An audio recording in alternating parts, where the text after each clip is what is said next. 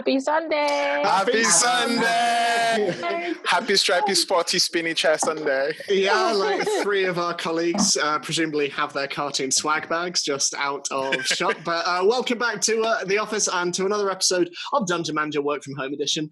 Before we start, as ever, a huge thank you to our assistant dungeon managers on Patreon, Rory O'Sullivan and Graham Muir. I almost got their last names mixed up, but thank you so much. If you want to see more from our Patreon, you can do so at the link below. We've got a number of tiers with different benefits attached to each of them, all of which, you know, if we say so ourselves, are pretty fun. And also you get to look at Ivo de Jager's incredible artwork for it as well. So please do check it out. Any assistance, especially during this very strange up-in-the-air time, would be much appreciated. Also, our podcast is available on iTunes, on Podbean and on Spotify as well. So if you've yet to watch or listen to the campaign, you can do so from the beginning. We'd love to have you on board. And also do feel free to check out, last week we released our second ever one-shot, Through the Eyes of the Oracle, exploring the world of Theros in anticipation of Wizards of the Coast's latest release, Mythic Odysseys of Theros. It'd be lovely if you could check that out. We'd love to have you there. I think that's everything. So on this very warm and sweaty day, shall we jump straight back in to the latest episode of Dungeon Manager. So, last time, while spending the night at the Wilting Snowdrop, Zini, you had a dream where you were back in the High Forest, your home. Playing with Rudigan, the red panda you left back in the town of Voldhaven, your game of hide-and-seek led you to a large and rather quiet glade, where whispered voices and shadows hid amongst the trees. Waking, you found yourself surrounded by wildflowers in your room, and you and Scarlet quickly made your way out, though not before overhearing Ikreth and Ostafarr discussing the need for further protection on their journey to Candlekeep. You exited the Wilting Snowdrop, and you met with the others. All of you now reunited, you headed back to the lower city, spying Ostafarr Gait doing the same on horseback, and you returned to the Dripping Tap, where you discussed your next move, namely, how you were going to get to and scope out the great library of Candlekeep. Over the course of your discussion, conversation turned towards Ostafarr and his reasons towards pursuing Ikreth, and he revealed that some time ago he had been set upon by an organization called Only the Ivory Silent, led by the elf, Laris Fey. They had set upon you and stolen from you a lost dwarven artifact, an ancient battle axe called Snaga, a relic of tremendous power and importance to your people. And he told you that it is now what he seeks, along with Laris, and Ikreth is his way of finding both. After this, you decided to travel to Candlekeep to ascertain its potential defenses, magical or otherwise. And ahead of this, while Terra, Zini, and Scarlet headed to Cog's Oddities to identify a couple of magic items and see what advice you might be able to receive, Oriana, you held back, with Ostafarr watching on, to talk with a familiar figure, the figure who had come upon you the previous night, the man who had introduced himself as Eli Fife.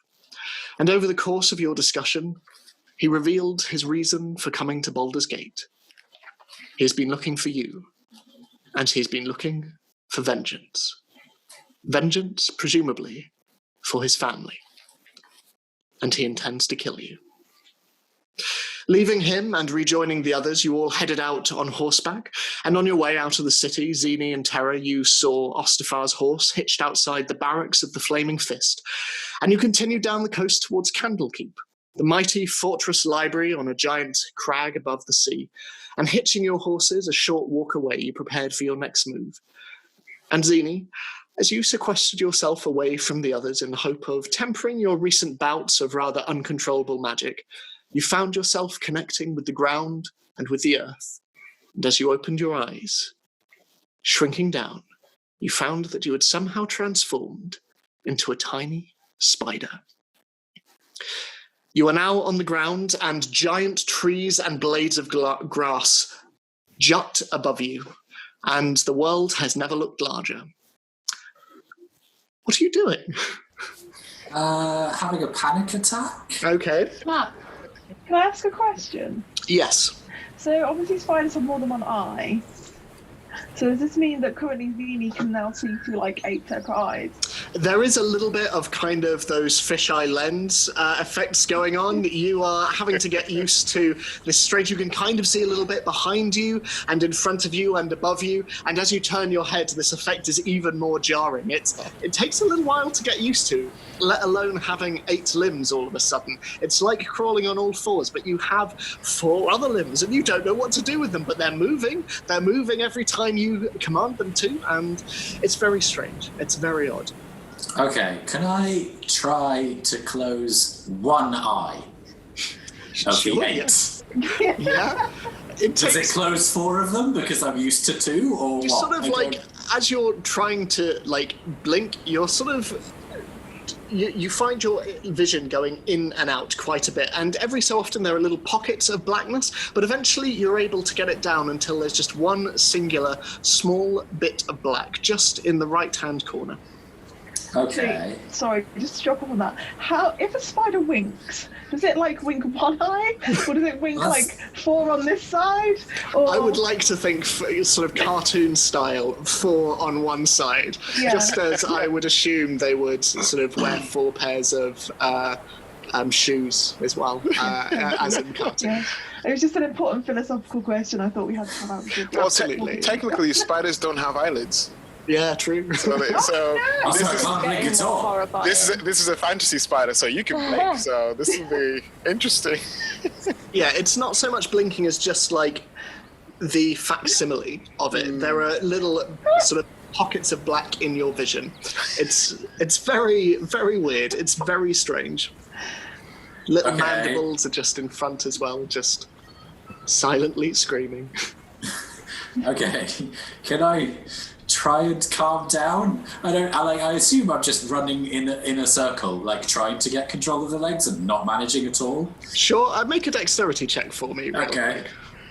This is gonna go well. Just a straight roll. Okay, that's a 9. 9. Yeah, so you sort of are tripping over yourself a little bit and you're sort of bumping into large blades of grass which boom against. There's this real shockwave of... The rest of you are all stood around just waiting for Zini to come back. It's all very quiet. You can hear the sea and you can hear the soft breeze and birds in the distance. And Zini, there's just... as you run around into various leaves, but you start to still and slow yourself. What are you doing as you're trying to calm? I don't know.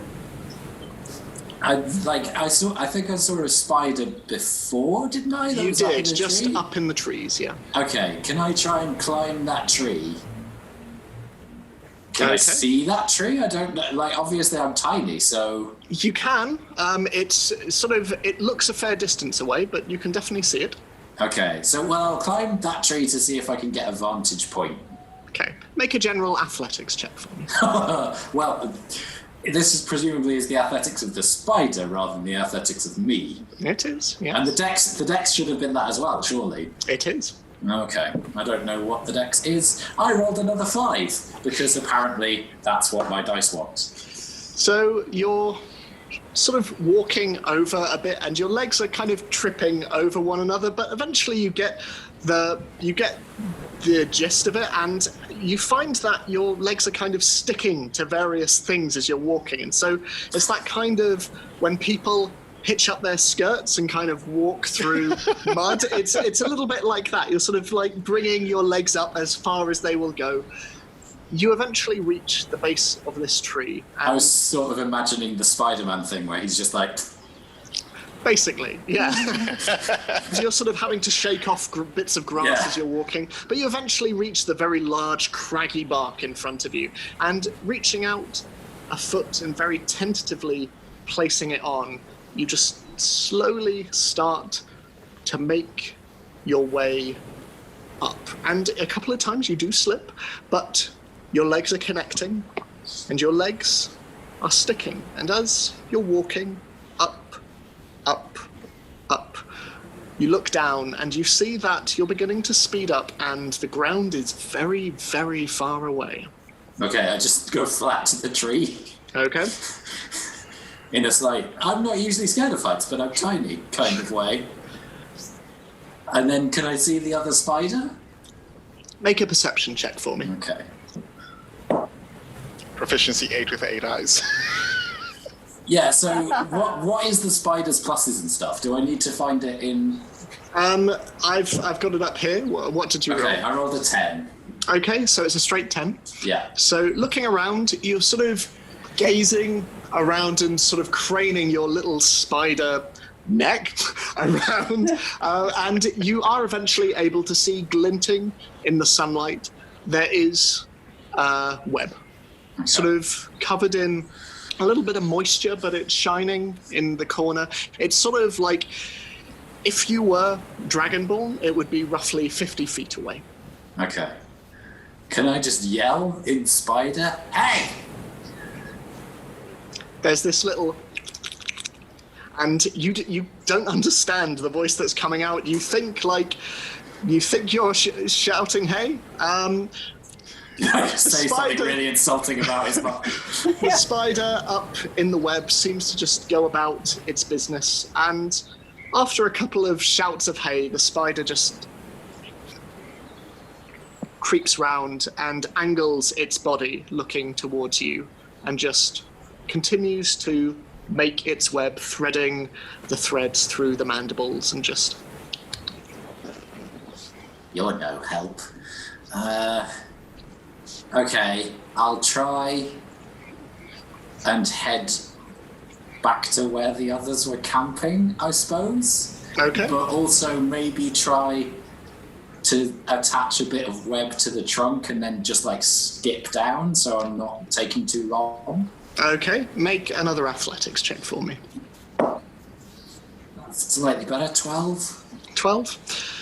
You sort of push the back of your body up against the tree and you just sort of push and push and push and you look back. Nothing really seems to be happening, so you just start to angle yourself back down and make your way down again until you're once again in the large blades of grass. And you can see the towering figure of Terra off to one side, and looking around you can see Ostafarr with Rudigan and the horses, and the ghostly form of Epona also stood next to them, and the others seem to be stood next to Terra as well.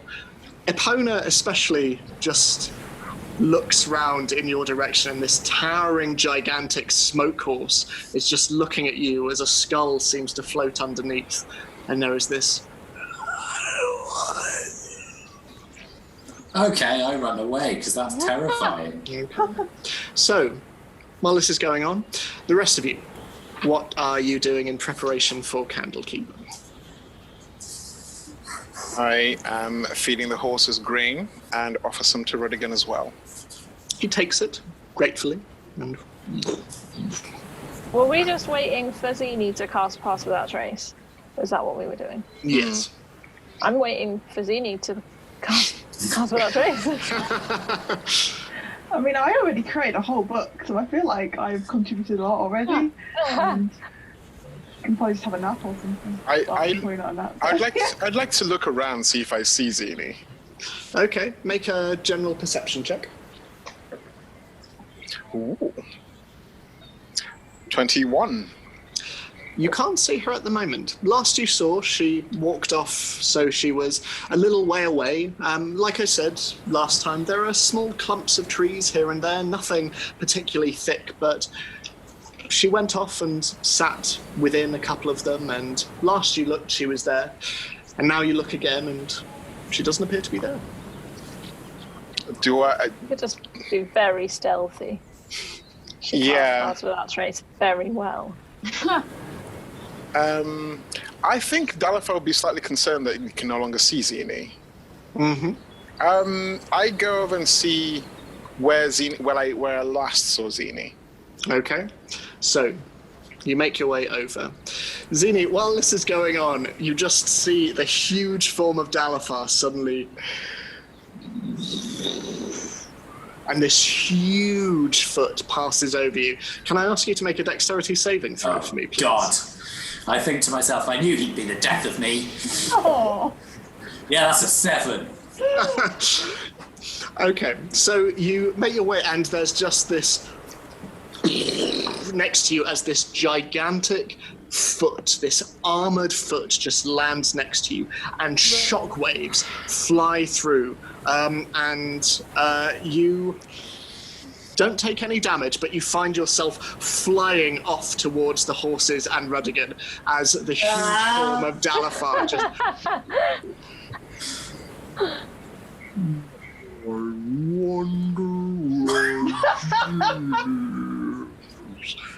Why is he slowed down? Because it's giant. It's much more dramatic.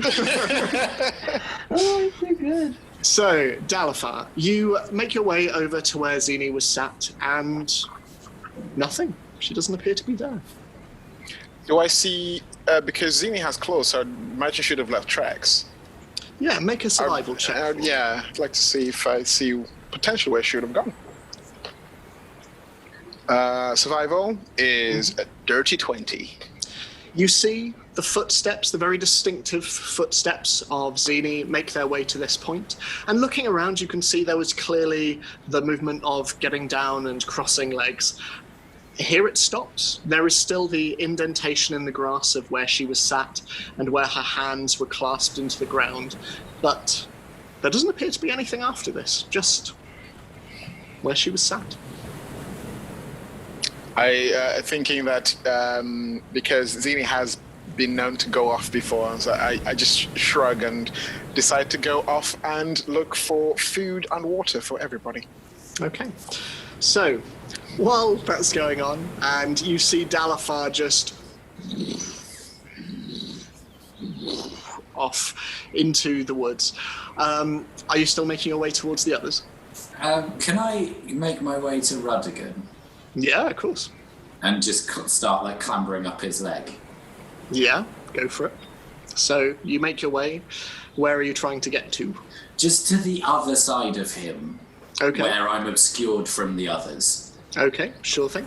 So you climb over, and as you do so, a very large rhino ear with a lot of hair in it just flicks back, and you have to duck to avoid it, but it just sort of seems to be flicking a fly out of the way, which is buzzing just above you with a... That looks tasty. No. And then I'll just try and get to the obscure bit and just calm down because I'm in my body and see if I can just get calm enough that I can focus and try and not be a spider anymore. I don't know how this works. Make a wisdom saving throw as Zini. As Zini, okay. Yeah. I'm supposed to be good at these, but you know. Okay, that's better. 22. So, coming down to the other side of Rudigan, obscured by the undergrowth that has been chosen to hide the mounts, you sort of crawl into yourself and you bring the legs in. It's almost akin to praying, but with 8 legs.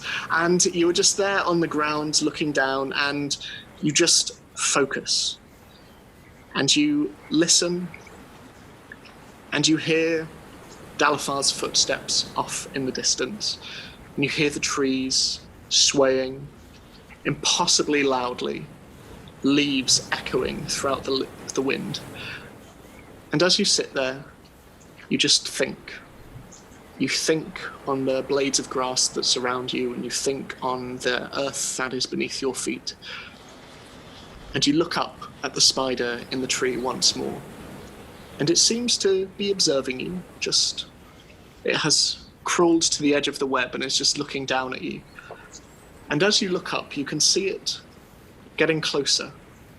And you can see that your 8 legs are starting to meld 2 by 2 into 4.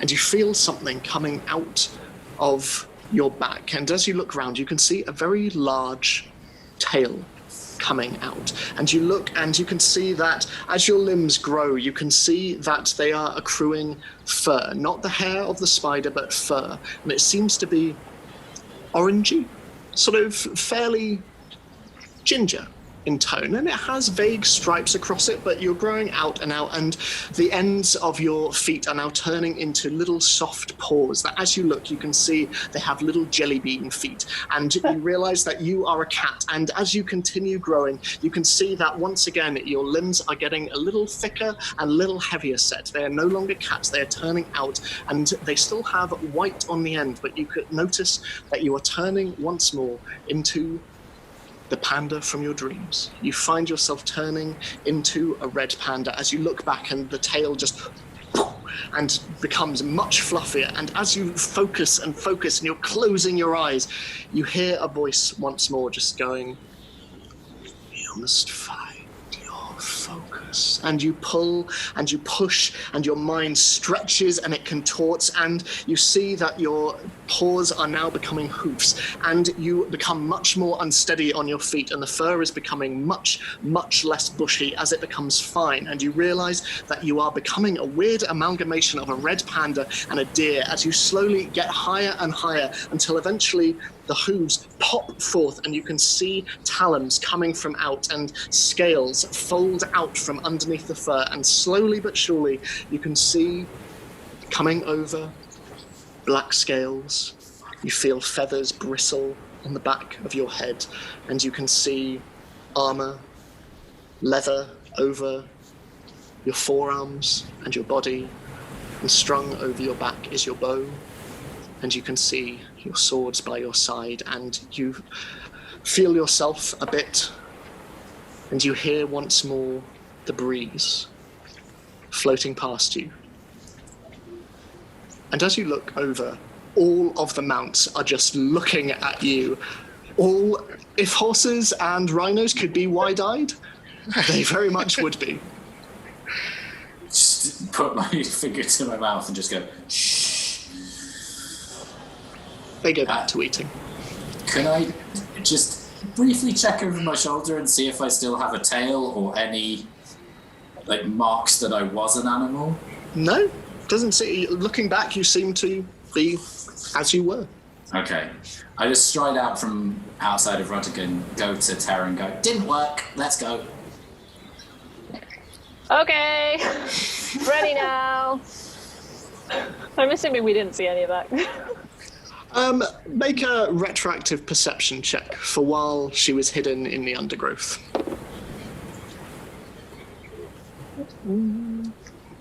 19. 19. You definitely saw bristling, and you definitely saw the bushes shaking a little bit, and you heard slightly odd sounds coming from behind, and it's where Zini appeared from, but nothing to indicate anything untoward. I'm gonna give her a little raised eyebrow. I can't actually do that. And then and hold her for a second, and then just be like, "You do you." So, while Ostafarr goes off in search of food, the four of you, what are you doing? I think we were literally just about to head off to look around, weren't we? Mm-hmm. Yeah, I think that was the plan, was the idea that Ori was going to do some detecting magic or something. Yeah, is that to right? see if there was any barriers or anything. So do we want you, Ori, and me, Terra, on this just first foray? Mm-hmm. And then, because otherwise if we take too many people, it'll be a bit obvious what we're doing. Mm-hmm. And then Scarlet and Dal can keep camp, and then we can stay.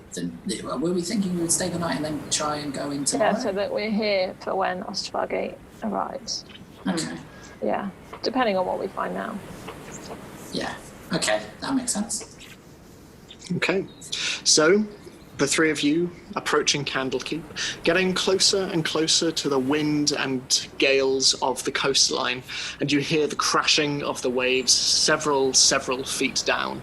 As the coast just ends in giant cliffs, you slowly make your way towards the mighty fortress library of Candlekeep. Grey clouds swirling in the distance, and the choppy seas below it crashing up and leaving sort of bits of salty water flying up against its walls. You get closer, and as you do so, you can see that there are distinct shapes moving around the exterior wall. The wall which surrounds this hive of different spires and towers, some with archways connecting them, some standing on their own edifices to knowledge and research. But as you continue on, you get closer. How stealthy are you trying to be? Oh, sorry, yeah. Very. Okay. Yeah, I was about to say, is there much cover, or like, is it tall grass, or? Not really. There are patches of long grass, but for the most part, you are pretty much out in the open. Okay. So, Ori, how close do you have to be for detect magic? Allow me to consult my card. Brain. I believe it's 30 feet. It's 30 feet. It is 30 Okay. feet. And presumably Candlekeep in its entirety is bigger than 20 feet. Weirdly, it's like, what is this? A library for ants? No, it's much bigger than 30. Are there windows along? I mean- I think I asked about windows last time, but are there any like on the ground floor? With the outer wall, it is pretty much just sheer stone. There are towers at various increments along it, each with their own spires, and you can see up at the top there are large windows, but on the ground level it's basically a defensive perimeter. So the closer we get, the more stealthy we can actually be. Mm-hmm. That was a statement, not a question. Were you going to say something, Diana? No, I was just thinking we presumably we're just wanting to detect whether or not there's any kind of magical barrier. Mm-hmm. So it doesn't really matter too much if we're not, if we don't detect the entire. Yeah. No, I suppose not. If we just try and stealth towards the main door, that's probably where they've got the most protections on. Mm. Yeah.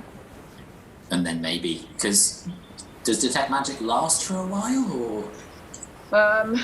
It lasts for up to 10 minutes. Cool, so we could do a bit of scoping of the wall as well then, just to see if they've got any up top, unless the walls are over 30 feet. In which case I'm thinking totem pole? They're not larger than 30 feet. Okay. They're sort of coming at around 25, so... Okay, well that's perfect. So I'm yeah, gonna we'll- duck down Yeah. and start trying to yeah. stealthily. Okay, so make a stealth check, and Oriana, if you can do so at disadvantage, please. Excellent. I should just take my armor off before we do this. I mean, you're with Zini, so... It's not gonna help. Oh, no. Well, your spell didn't work, did it? No, and also for some reason I keep rolling 5s. Oh. 11. Yeah, she's stealthier than I am. It's 9. 23 for me. So, as Terra, you sort of looking around at the various the landscape around you, you sort of take note of sort of the slightly rockier elements, especially along the direct coastline, as the grass seems to peter out the closer it gets to the cliff. And sort of using this to your advantage, hood still up, you make your way over to these areas and sort of use the quite natural nooks and crannies to weave your way towards it. You other two sort of, Zinni, you're still quite a bit shaken from the experience earlier, and you find you're a little unsteady on your feet, honestly, as you sort of make your way forward, sort of having to get used to the fact that you're no longer sticking to everything. And Oriana, as you creep ahead, you find yourself looking at the walls up ahead, but making your way closer and closer. Terra, you are out of sight, but Zinni and Oriana, you see just up on the walls, you see people patrolling, all of whom seem to be wearing robes of some kind. It's hard to gauge from this distance, but one of them looks and sort of waves quite kindly in your direction, but just waves and then continues on their patrol. I wave back so as not to seem suspicious. Okay. Are you like on the ground though? Just like... This exact expression. So, as you get closer to the wall, you are eventually within 30 feet or so as you get closer and closer. And Terra, you are almost entirely out of sight. In fact, you have to beckon the others over so that they can see you. But you are, all three of you, together.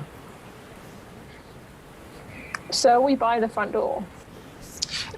No, you wouldn't be. You'd have to sort of make your way around a little bit. Oh, should we start now and look around? Yeah. Okay. I cast Detect Magic. Okay, so as you make your way round the outside in this circular wall that surrounds the entire library, you don't pick up a barrier of any kind. In fact, sensing anything through the walls, you find is actually quite impossible, Oriana, mainly on account of the fact it seems to be more than a foot thick. So you're unable to penetrate the walls itself. However, from the individuals walking round the top of the walls, and certainly as you get closer and closer to the main gate, you see that there are little pockets, little blips on each individual who's walking round the top. And as you get into view of the main gate, and you can see that round the outside, forming a small semicircle round the entrance, there are 5 robed figures.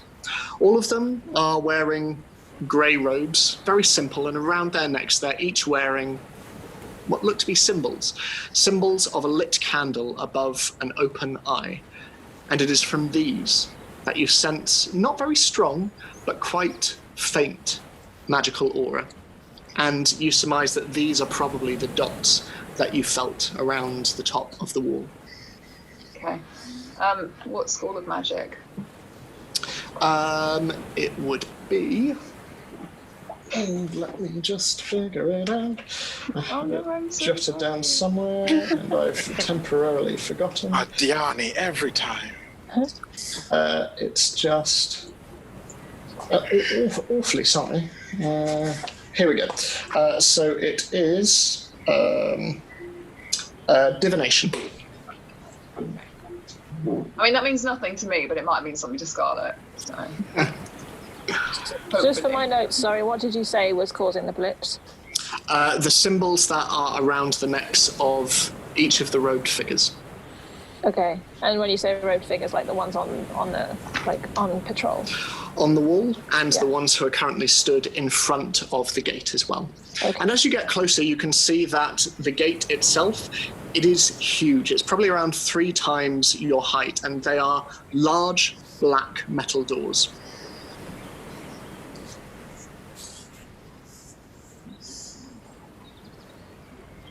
So, as you gauge all of this, Oriana, is there anything else you're wanting to do while you're close to the library?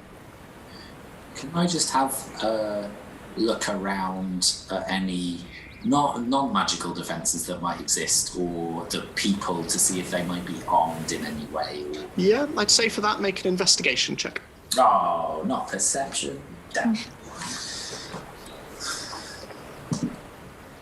Natural 20, so... Wow. 22. So, looking around, you can see no outward defences on the top of the walls. You can see, however, that the individuals stood in front of the gate. They each seem to have, hanging by their sides, swords. And they're quite, well-presented swords as well, but they don't look purely decorative. They look like they could probably be used in defence. I can take them. Did you say that the 5 people were visible? They're like outside the gate? Yeah, they're stood in a semicircle out the front. How far away are they? So if you're still wanting to keep relatively out of sight, I'd say probably around 20 feet away. Okay. I think I will, since we're probably going to go to sleep and I'll get all my spell slots back, I think I'll do Detect Thoughts. Not invasively, because that alerts them to my presence. Mm-hmm. Let me just double check the distance.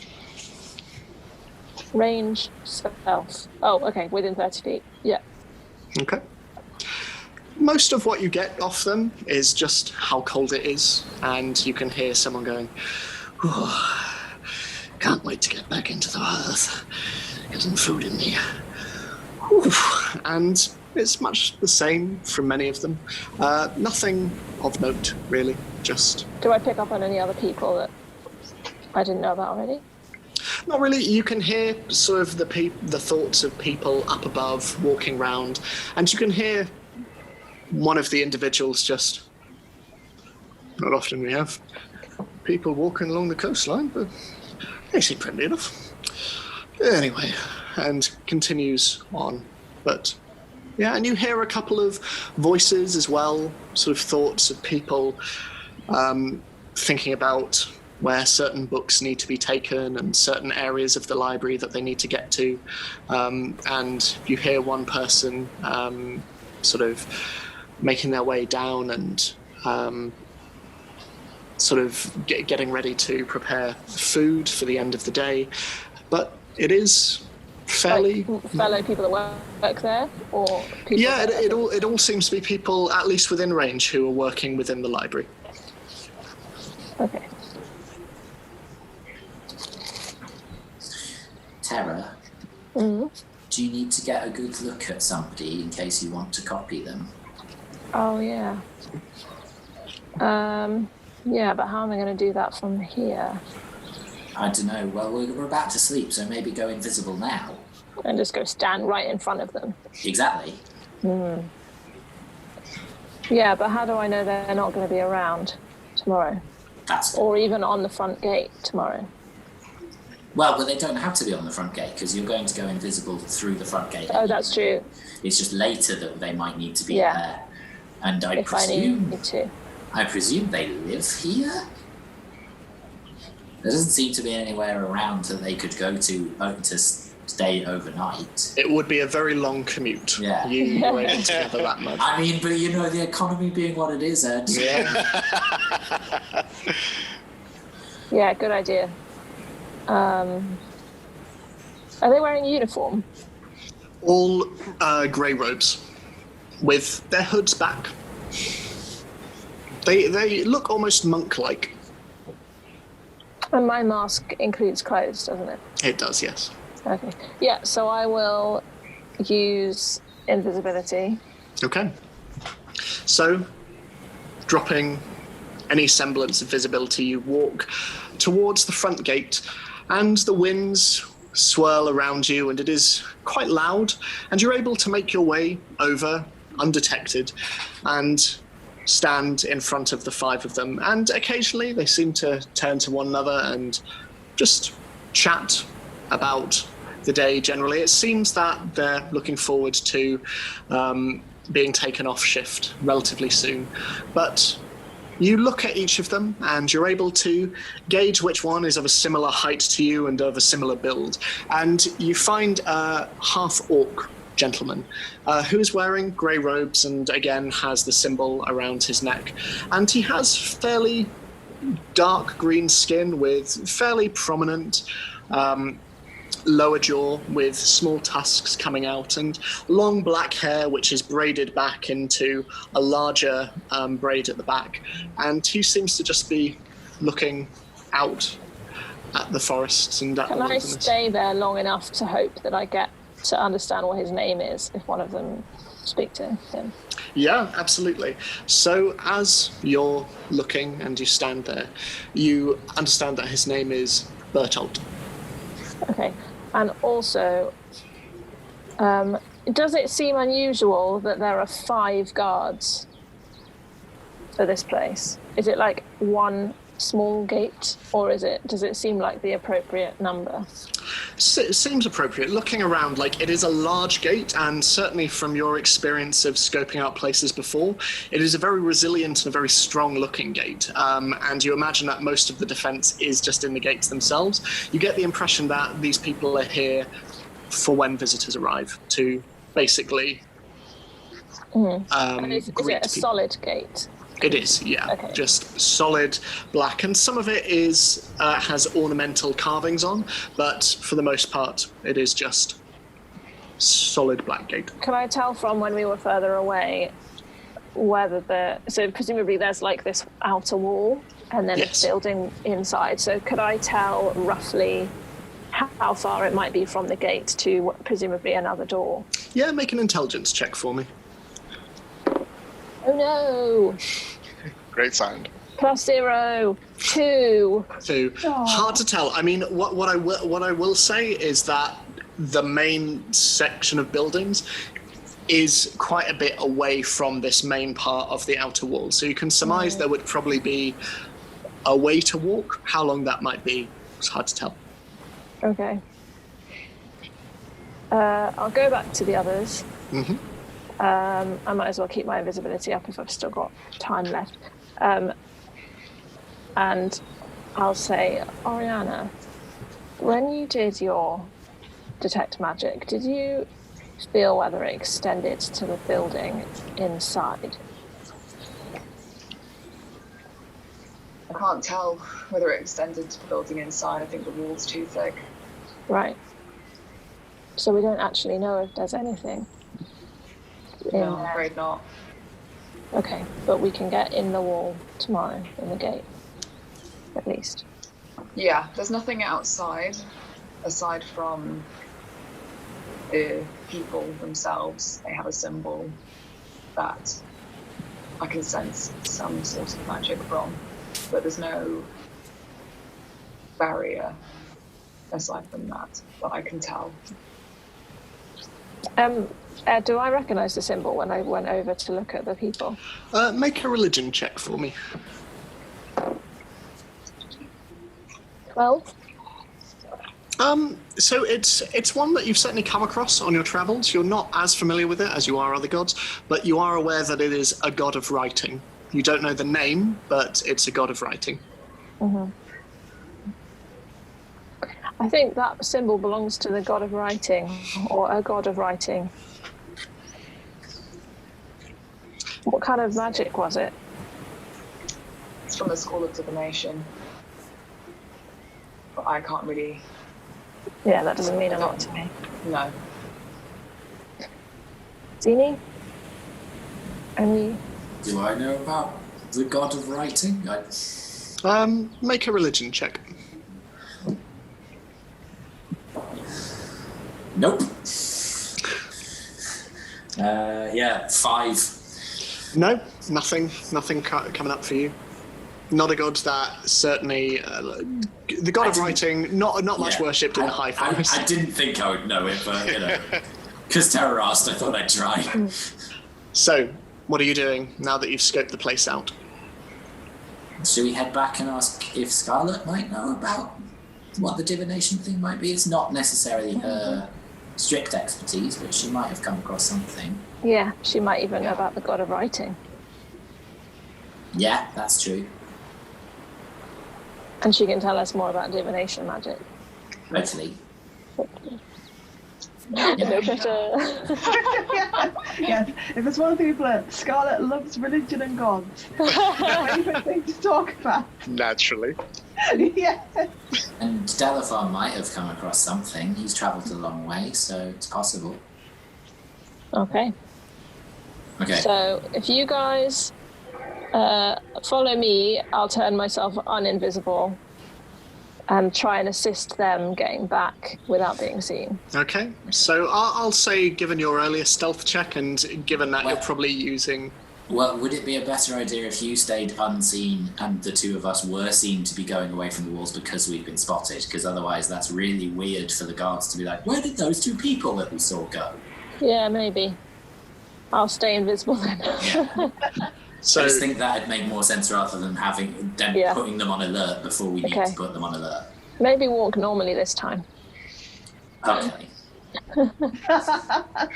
So walking back in a very normal manner, and you look back and you can see that the same guard just waves and sort of continues friendly.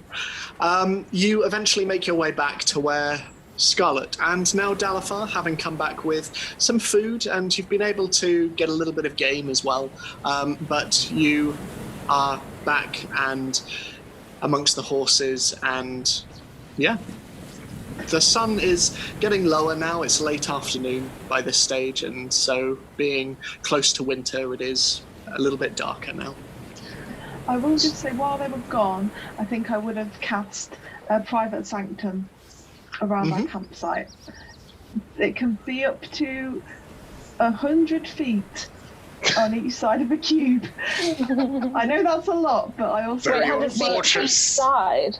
Well, it can be a cube, because it can be as small as 5 to 100 feet on each side. 100-foot cube. This is amazing. I mean, it's How big do you make it? Do you make it the full 200 feet? I make it big enough to encapsulate our campsite, I guess. Mm-hmm. And Let's then a have the little bit bigger biggest than that. campsite ever. We'll all sit 100 feet away from each other. Yeah, that's the true social distancing. I mean, yeah. It Do you takes 10... Oh, I'm sorry. Do you specify that all of us can come in? Well, it's not... anyone can enter it, but you can't, like, teleport into it. Or Okay. it's so private sanctum is different from tiny hut. Tiny hut, only the people that within it can enter it. Got it, okay. Private sanctum, It stops spells and such. Yeah. I mean, I'm including just... divination spells. I'm just But- imagining Gallifrey coming back from the hunt and just going, yeah.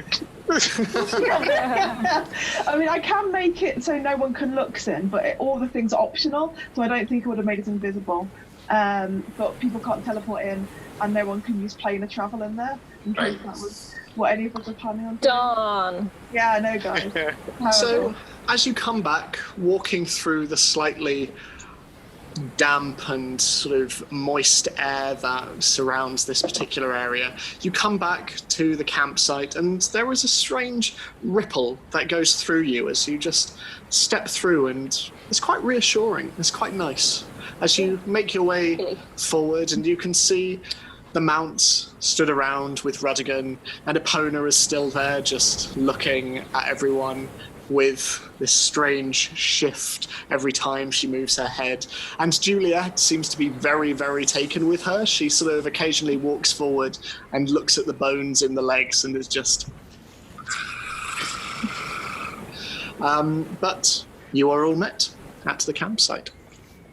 I give one of the, because obviously I would have gone sort of finding different sort of the game. I hand one of them over to Oriana without saying anything. Mm-hmm.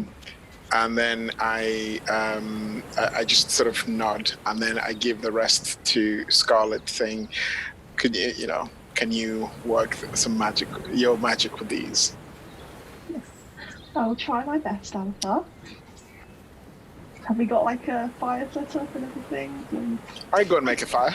Yeah. I'd say over the course of them being away, just like go you that would have... far. Make me a fire. So eventually there is a fire crackling and roaring away, sort of flickering orangey light echoing off the various bits of undergrowth that are around you as it clickers away. And the other three come back. How well built is the fire? Fairly well built, yeah. It's simple, but it's It's very a thick. It's a hedge fire. It's very thick fire. Oh, dear. I So, love it. what are you discussing? What are you doing? So Dalifar just hands a carcass to Oriana. Oh no, it would be live because I mean I can tell you outside game why. Is it because you want her Because to you try and tried her- feed it to the horse? No, because the last time I followed Ori, she went out to try and catch live game for whatever things she wanted to do. Hence why, when I went hunting, I would have got one brought back live for No. Ori. What a sweetheart. I'm just like chopping Very up kind. some carcasses, putting them on the fire. I move magic away you have. from everyone else and I slit its throat and put some blood in my vial. And then For take real, it or? back and, yeah, for real. So how stealthy are you trying to be about that? Not stealthy at all.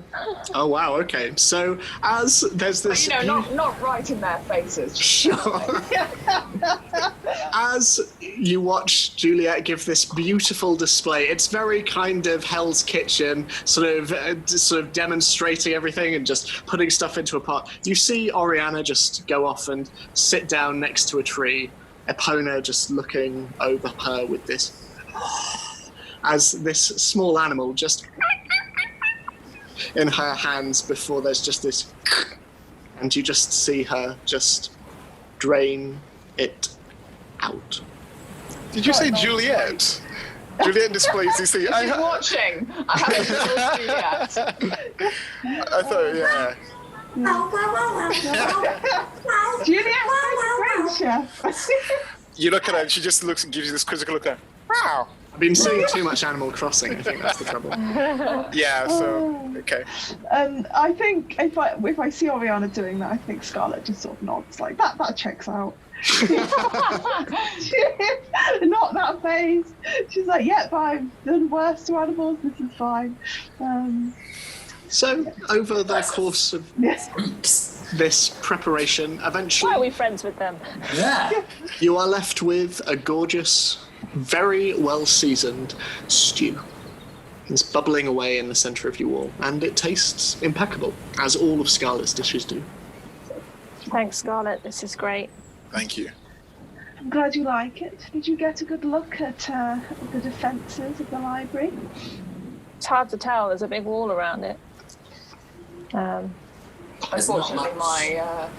my detect magic couldn't really sense anything from within, but there were some symbols hanging around the necks of the guards, and I sensed that it was from the School of Divination. It's the god of writing, we think. Some kind of writing. I would assume I would know what divination magic is, given that I've... Yeah, you'd definitely be familiar with the school. Yes. Yeah. Know about it. Ah, interesting. Divination magic, not something I find much use for myself, but it's often used to sort of scry, look into the future, interpret dreams, all that sort of thing. It's a bit woolly. I find it doesn't have much practical usage in my experience. Can they read minds? Is divination magic way of mind reading spells of divination? I don't actually know. Divination is more dealing with the future and sort of ascertaining knowledge and things like that. Yeah. I mean, I can check what detect thoughts is because I've still got it open. I'll be interested. It is divination, yeah. It is divination. Detect thoughts is divination. Yes. Yes, I have seen mind reading often comes into it. It's why, I don't know if you noticed, while you were gone, I cast a small spell over the campsite, given that we at least one of... That's what the tingle was. Yes. It will stop anyone outside using any divination magic inside, which, could include scrying or reading thoughts. I also did it the night before when me and Zini were asleep, as Zini had a particularly... I think brutal attack by Ikreth. Speaking of, so this spell that you've cast will stop Ikreth from reading the minds of anyone inside it? Not just Ikreth, anyone that casted divination spells, but yes. But Ikreth is coming tomorrow. It lasts for 24 hours. It's quite a useful spell. And we only have 2 salamander rings. Well, then, if our plan is for me to go to the gate and try and negotiate getting in with Scarlett's book, then maybe I should take one. Mm-hmm. You should take the other, and the others should stay here. Yeah. Sounds like a good plan. Yes, we can keep hold of one of the sending stones and be available if That's a good idea. you require assistance. But yes. I mean, the spell... I could cast it again tomorrow, perhaps a bit closer, but it takes a while to cast and is visibly obvious, so I imagine the guards would pick up on it fairly quickly if they're doing their job correctly, of course. Okay. So, is there anything anyone wants to talk about before night falls? Or do? In which case, so. who wants to take the first watch? I have all these items, and I feel like I could probably give some away. Maybe this is the time for that. And you get a car, and you get a Yeah. and you get a car. Everybody, look under their seats. So, sorry, were you going to say something? I was just going to say I can take. I was going to take like the third watch. I take it like 3 watches would be enough. 3 watches, Yeah. will carry you through the night. I was going to take the last watch. Ostafarr, I've been carrying this shield around with me for a really long time. Do you have need for a shield? I tap. Well, I've got my coffin maker, and I tap the shield. What can? Well, is it? This one's the one that I can't remember his name. The guy from the old guard. Roland. Roland. This is the one Roland gave me, and I just don't feel like I can really get rid of it. But maybe passing it on to another member of this group would be appropriate. You don't have to have it, but it seems pretty cool, to be honest. So it's there if you want it. I'll take it. So Thank you. yeah, you can, I'll type this up so you can see what Thank it you. is. But she hands But in over. short, sorry, I was just going to say in short, so you know whether you actually want it like now. Basically, if you say the shield's name, it emits bright light in 15-foot radius, and it's basically light. And then once a long rest, you hit the shield, and then it can blind people. I will take that. So you hand over this beautifully crafted elven shield with intricate patterns all over it. The metal seems to shimmer slightly as it is handed over in the torchlight. It's beautiful, just as it was when Roland handed it over to Terra. I also have this dagger. Does anyone fancy this? It's the one I found with the wolves. When I studied it, I gathered that you can maybe use it to summon some wolf spirits, but you have to cut your own palm, and to be honest, I didn't really fancy that.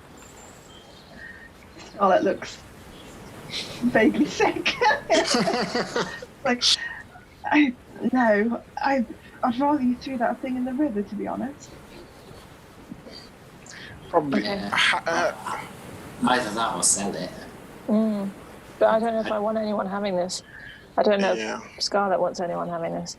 True. Maybe it's best if we hold on to it and Yeah. A bit like that into the wrong hands. crystal thingy. Yeah. Yeah. Okay. I'll put everything back in. After painstakingly laying everything out, she just collects everything and puts it back. That reminds me, when we were in Baldur's Gate earlier today, I bought some health potions, so I have one for everybody if everybody would like one. Oh, that would be Thank you. fantastic. Thank you. So yeah, each of you knock down. It's just a normal healing potion, but yeah. It recovers how much health? I think it's 2d4 plus 2. I think that's right. Let me just check. Is it just called a healing potion? Yeah. Yeah. Yeah, and then there's like greater, isn't there? Greater. Yeah. Yeah. And And then superior and then supreme. Oh, supreme. Yeah, Uh, supremes are insane. So yeah, 2d4 plus 2, yeah. Awesome. Thank you. I'll take first watch. I'll Okay. go in the middle. I'll take the third. Okay.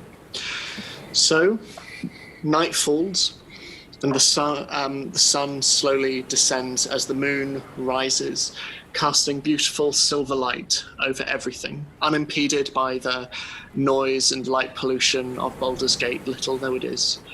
And as the others go to sleep, Zini, can you make a perception check for me, please? I rolled a 2, so that's an 8. Uneventful. You look around, and as you do so, you just nestle yourself down, your feathers bristling a little bit against the cold as you bring your hands under your arms and just rub your torso a little bit. And as you look up, you see that the spider in the web above is still looking at you a little bit. If it had an expression, or at least one that you could read, you could swear that it was probably confusion. But you can see that frost is starting to form on each strand of web. But other than this, all is quiet. Can I just spend my watch just checking my equipment and components and everything, and just making sure that they're all clean and ready, just in case? Sure thing. So, your watch passes as you do so, and eventually it is Terra's time, and you go and stir her. And as always, she awakes pretty much instantly without having to wake that much, and just sits up. No sign of anything. Okay. You okay? You seemed a bit off earlier. Just annoyed. At Magic. magic. Okay. Well, It's just, it's not working how I want it to again. And it makes me feel like I'm not as useful as I could be. you seem pretty useful to me. Thanks, Tara.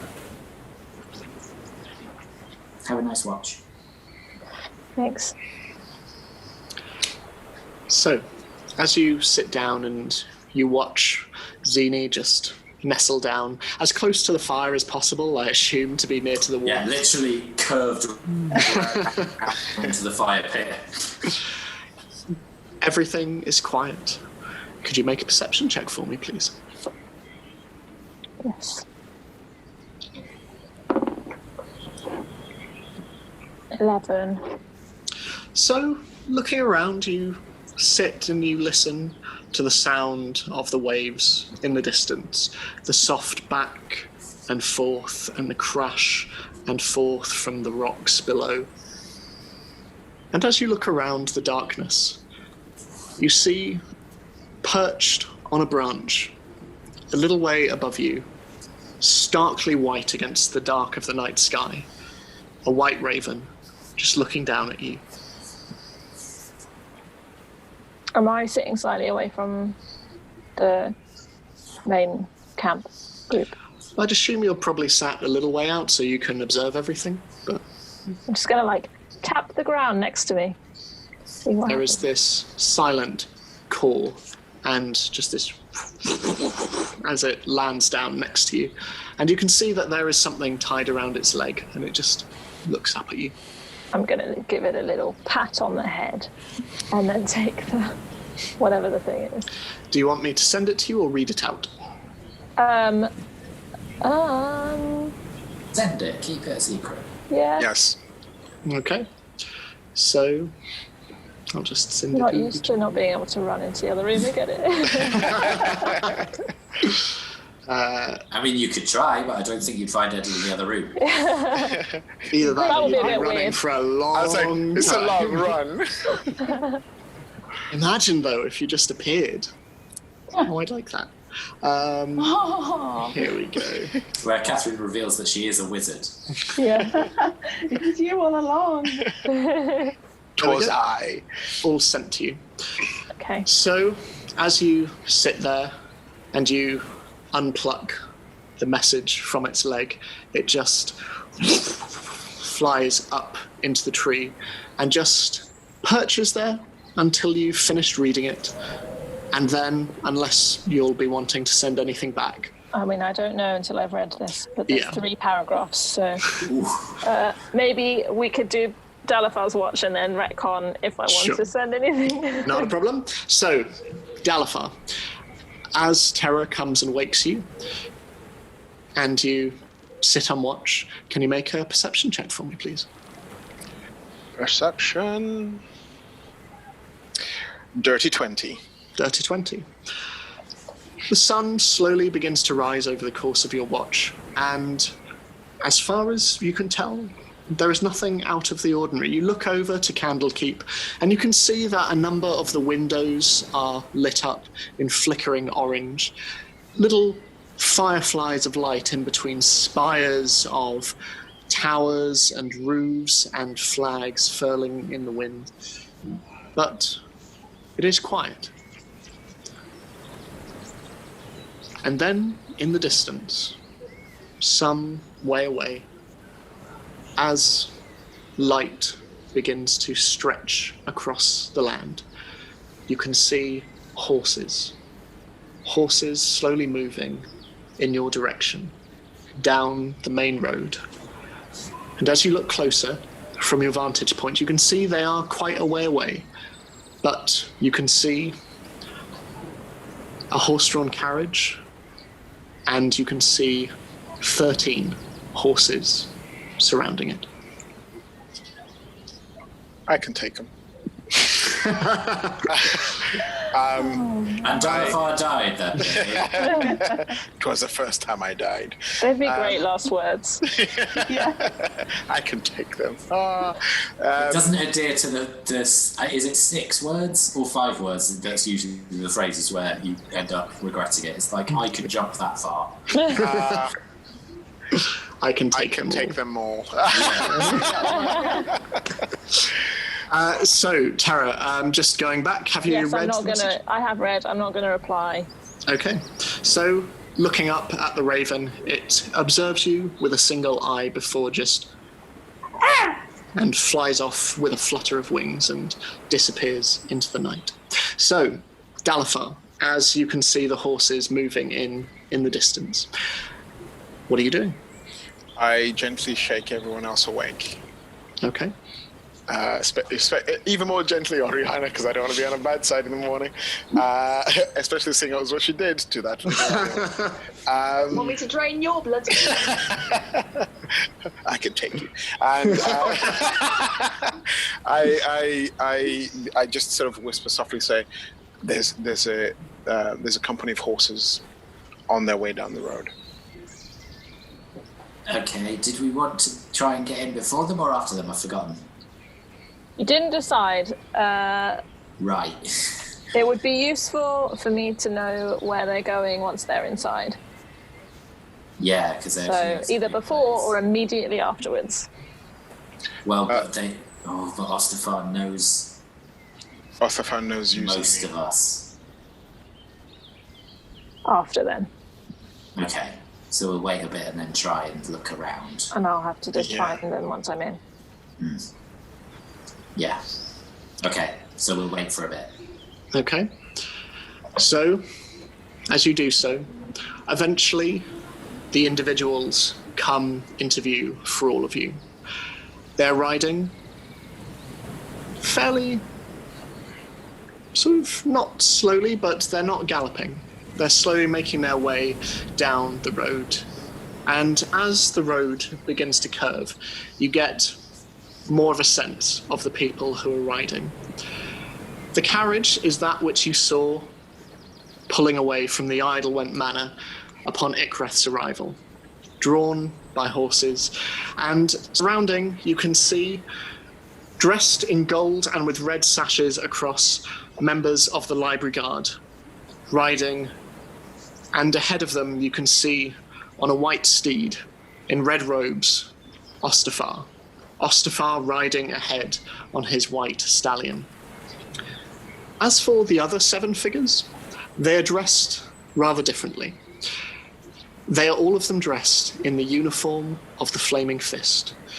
6 of them have helmets on, obscuring their features, but the one at their head has red hair flying behind them, long red hair. And Ostafarr, you recognize this individual riding at their head. It is Lieutenant Joanne Merrick, who was investigating the Temple of Gond. but a few nights earlier. Are we visible right now to the road? No, I'd say you're We're far quite a way enough off, from the road, and you're within the undergrowth that you're sort of watching from afar. Can I go and like hide behind a tree and just sort of look out? Yeah, I'd say from this distance, yeah, you're able to. I would pop like to behind. do the same. How long? One over the other. I mean, I'd clearly be a little bit lower. From this distance, obviously because I can make out Joanna. Ikreth is in the carriage. Then I would be obviously recognizing the carriage, right? You would assume, yeah. Okay. How long does it take for them? How long are they sort of riding past? Because perchance, is it more than a minute? What's the range of the thing you're wanting to do? It's literally just says it's know your enemy. It's observe or. So make a perception check for me to see how much of Ikreth you can see. Perception. 16. 16.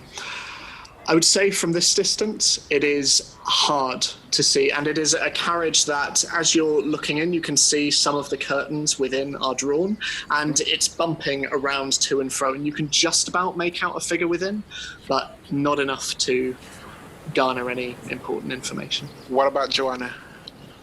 Joanne, yeah, you'd be able to see her. Sorry, Joanne, on horseback. Yeah. Could I please know if her HP is equal to, superior, or lower than mine, please? Let me have a look. What is your HP? 80. It is higher. Oh. Okay, and also the total. Yeah, let's go with total class.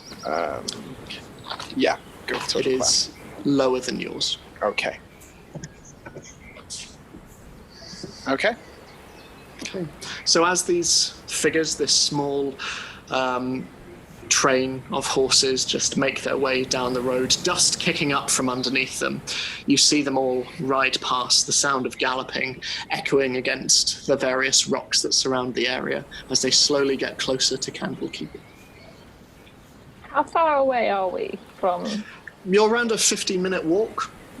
If you ran, you could probably get there fairly quickly. Dwarves are deadly over long distances. Not very good at sprints. I think we'll just try and watch from a distance. Okay.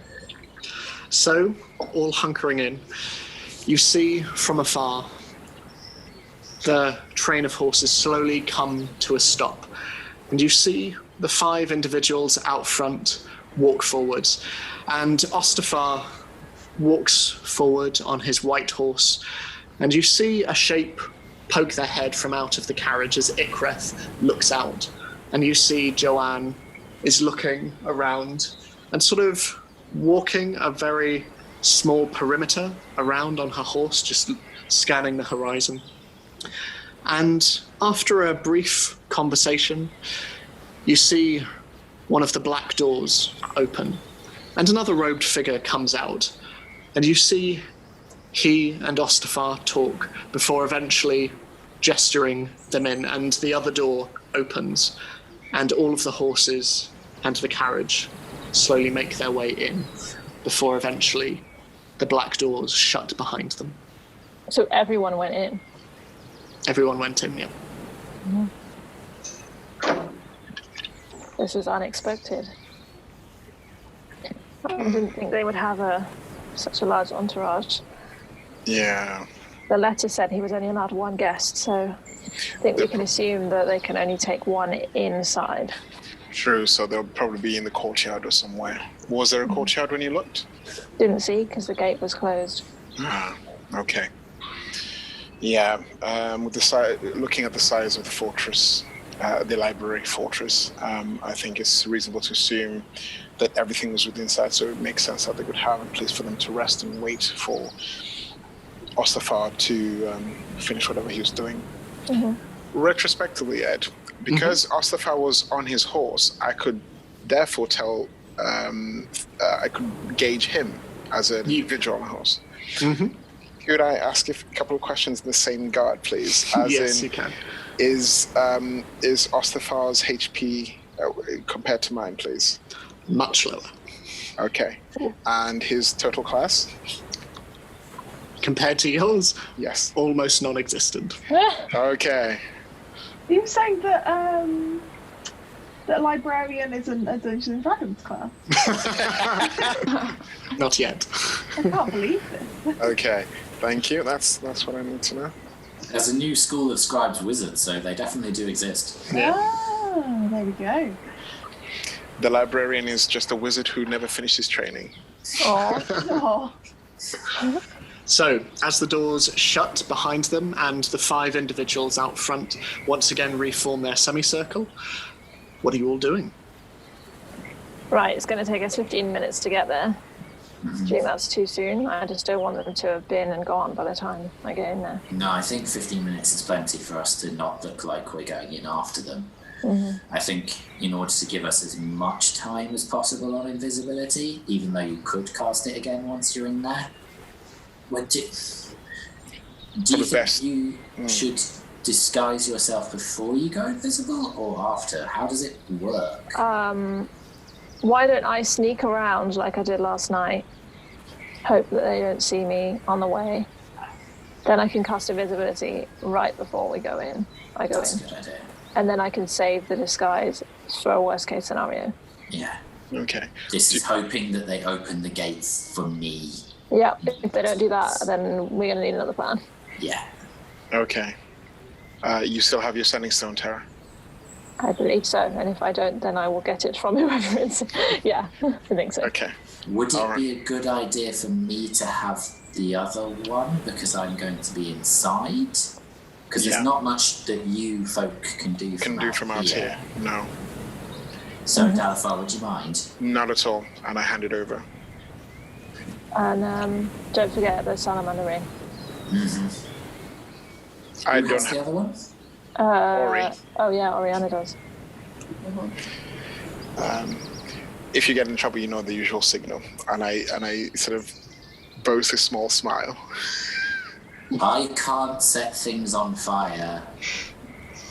I don't have the ability to do so. I mean, I've got flints, but that's going to take a while. Yeah, I don't have fire stuff. No, but you could shape the earth like you did before. That's good. I think you'd probably figure out if something went wrong. I think so. I'll keep a watchful eye. So, Ori, would you mind if I took the ring? Sure. Thanks. And we start walking, I suppose. Well, before you do go, Zini, now, this book is made of my quite early recipes, so I hope you're aware that, you know, I have evolved and grown, and they are not reflective of my current work, so I would ask that you do not read into them too closely, or, you know, think they are representative of my current work. Scarlet, what you do is like magic to me, so even your rudimentary stuff is far beyond any means I have. Oh, such a flatterer thing. I will also note that some of these recipes I did cook for the venerable Lex Pagemaster in Neverwinter. So if they ask about, you know, the... Oh, I've forgotten the word again. It doesn't have to both hands, Ed, so... yeah, I've only got one hand.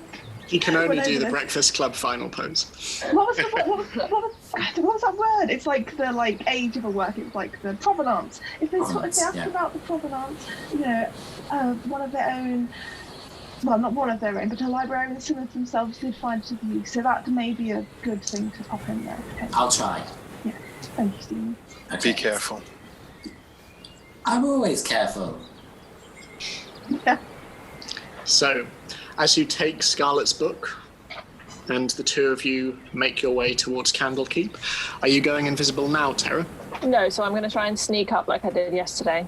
Okay. Whereas I'm going to split off, go down the main path in an attempt to be very open, but also hopefully distracting. Okay. So, in that case, I'll say make a stealth check, Tara, at advantage. Excellent. I will climb a tree Good, to that was get a a better natural vantage point. Oh, Okay. God. Okay, that's better. Whew. Good, good. I really felt like I was going to get 2 1s or like a 1 and a 3 or something. 22. 22. So, carving your path once more through the portion you had done so the previous day, you were able to hunker down close to the rock and get close to the wall. And looking from a distance, you can see Zini slowly making her way down the coastway path on her way to the front door. And as you do so, Zini, you can see that the doors themselves are beginning to loom above you, and you see figures walking above, and you can see that the mist from the sea sort of obscures a little bit of the upper walls, but getting closer you can see 5 figures stood at the front, and they sort of observe you getting closer, and they give a friendly nod as you get closer. So, Tara, what are you doing? Well, have I reached the outer wall, or am I still in the way? Yeah, I'd say you're on the outer wall, and you're probably making your way round if you're wanting to get closer to the door. Yep. Yeah, can I basically just be somewhere where I can hear the conversation and feasibly sort of quickly slip past them if I heard a door open or whatever, but not be visible? But, okay. Because I'm not invisible right now. You're not invisible right now. Okay. Yeah. So, looking, it would be hard. So there is just a semicircle of individuals around the outside of the door, and that seems to be quite purposeful. So they are looking out in most directions. So Obviously, does the wall they're go round? Hmm? Is the wall curved or anything? Yeah, it's basically a solid curve, a big circle around this. So huge... can I just stand flat against the wall just before the point where they would see me? Sure thing. Okay, so, Zini, as you approach, one of them looks towards you, and he's a fairly tall individual with dark skin and closely cut, curly black and grey hair with a quite thick beard. And, greetings, welcome to Candlekeep. Good morning, thank you. And who do I have the pleasure of addressing? Dalaran Yule, gatekeeper to the House of Knowledge. Dalaran, my name is Zini. Pleasure to meet you. What brings you here? Well, I was hoping to gain entry to said House of Knowledge. I believe that you're supposed to bring a book. Yes. I have this offering here. It may not seem like much, but it is recipes favoured by the great. It's pages bound together. Like, it's not in a leathers. It's. You're lucky she can't hear this as well. I am aware. Yeah. Oh, dear. It's a collection of recipes favoured by the great Lex Pagemaster of Neverwinter himself.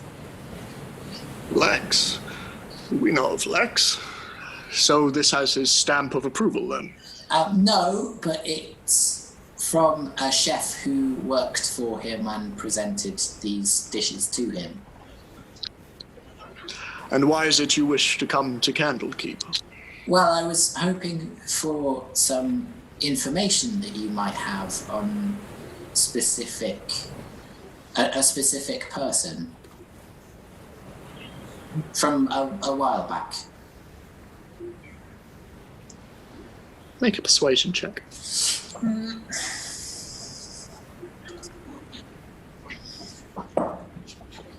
14? He looks at you and to the book. Well, of course, we must verify the book itself, make sure that it is authentic and of either historical or otherwise significant. Of course, we are not going to expect you to stay out in the cold, but you may not be permitted access to the main library until we have ascertained its authenticity. However, we do have the hearth inside, which boasts some of the finest food along the Sword Coast. You are most welcome to wait there while we examine it. I understand. We'll, of course, find that the book is unique. But is there anybody else here today? Well, we have many visitors here staying, able to peruse the library as and when they wish. Like you, they have brought themselves a tome to add to our library. Well, perhaps I've been very well fed on the road. Perhaps I could just be shown round the courtyard and meet some of your colleagues for a bit whilst you verify the book. And I'm shivering. He looks at you and, well, I see no reason why we can't give you a guide of some kind. Like I say, movements will be restricted mostly to the courtyard, but far be it for us to bar the way to the gates of knowledge. Please, come in. I will find a guide for you. We will have your book checked out, and then we will come back to you, letting you know about your request to come inside. As soon as he said come in, I cast invisibility. Okay. So he looks up at the outer wall and just waves, and there is as the gate slowly slides backwards. And looking in, Zini, it is already incredibly impressive. You see a wide open courtyard. There are small groves and gardens, and these are interrupted by terraced stone paths and surrounded by the outer wall, on which you see a number of figures patrolling. You see smaller buildings before you get to the main hall. And these smaller buildings are dwarfed by the hive of spires ahead of you, which you surmise to be the main library, but they look almost like small taverns sort of stood around. And as you are slowly ushered in by Dolaran and you look around, you can see off to one side a number of horses hitched underneath a large stable. And walking around here, you can see a number of library guard, the ones who accompanied Ostafarr, and you can see members of the Flaming Fist. And just off in the distance, walking towards the main library itself, you see 3 figures. One in grey robes, one in red, and one in dark purple. Ostafarr and Ikreth are being led into the main library. And Terra, as you sneak round the side, brushing past Zini ever so slightly, you see this as well. And you can see give that... Zini a little squeeze on the shoulder just to let her know that I'm in. And just nod, barely perceptively. The door closes behind you, creaking shut, and Dolaran turns to you, Zini, and says, "Right, I believe one of our monks, Ellie, her name is, will be able to show you around. If you please just wait here. I'll be with you shortly. Do you mind if I keep a hold of the book?" No, of course, Dolaran, don't worry. Wonderful. I'll be back. And he slowly walks off. Terra, as you're walking around and taking a view of everything, you can see, similarly, Ostafarr and Ikreth walking off into the distance. And a little bit behind them, sort of after having a word with the members of the Flaming Fist, the tall, red-haired lieutenant is speaking with her men before eventually following suit and slowly making her way towards the main library itself. I'm going to follow as close as I can without arousing suspicion. Okay, make a stealth check at advantage. Another natural 1. Oh no. Okay, good. Very similar to lots of rolls there. 24. 24. So, as you continue on, sort of weaving your way around the paths and sticking close to this heavily armoured individual, you continue walking forwards. And as the doors to the main library open, you see Ostafarr and Ikreth turn round, seeing this figure approaching from behind, her heavy footsteps echoing round the courtyard. And Ostafarr turns and, Lieutenant Joanne, I'm happy to continue on from here alone. I promise I'll be no more than an hour, and the hearth has some of the finest food on the Sword Coast. You and your soldiers will be well catered for here. And the figure just looks up and, with all due respect, High Librarian, you asked for our protection. If you're going into the library, it won't be alone. I intend to make good on our gold. And Ostafarr looks at her, gives a smile, and turns to the librarian. And this librarian is a half-elven gentleman who looks and says, we have always had a good relation with the Flaming Fist. Of course, Lieutenant, you are welcome. In we go. And Lieutenant Joanne just nods affirmatively and starts to walk up the stairs. Meanwhile, Zini, you are stood there a little while, and as you do so, you look in the direction of the library guard, who are slowly making their way off to a small, rather squat building off to one side. It looks fairly rustic in design, mostly wood and plaster, unlike a lot of the stone buildings that are around here. And it's surrounded by a lot of greenery and a lot of trees, many of which their leaves have fallen off a long time ago. But you can see that the Flaming Fist are all just stood by their horses, and they seem to be stood to attention, just looking out in the direction of their lieutenant. And as you're stood there, you hear the voice of Dolaran just, Zini, this is Ellie. She is one of our monks here. And you see another grey-robed figure approach. An elven figure, quite tall, with long, flowing blonde hair tied at the back and dark brown eyes. And she nods her head to you. And he goes, she'll be able to show you around. If you have any questions, feel free to ask her, and I will hopefully be back within the hour and be able to present your book to you. Thank you very much. Not a problem. I will leave you in Ellie's capable hands. And he makes his way off in the direction of the main library. And Ellie turns to you and, hello, lovely to meet you. Lovely to meet you too. So, what would you like to see first? Well, could we meet some of your fellow monks? Would that be okay? Of course. Right this way. And she slowly starts to make her way in a clockwise direction around the entire courtyard. And you can see that a number of the different buildings, as she points them out to you, they appear to have different functions. So there's the hearth, which is where the monks and visitors eat. And you hear of the House of Rest as well, which is sleeping quarters. There's also the House of the Binder, which is a temple dedicated to Ogma, god of knowledge, and also to Daima, the god of writing. And taking you around, you gain a bit more information.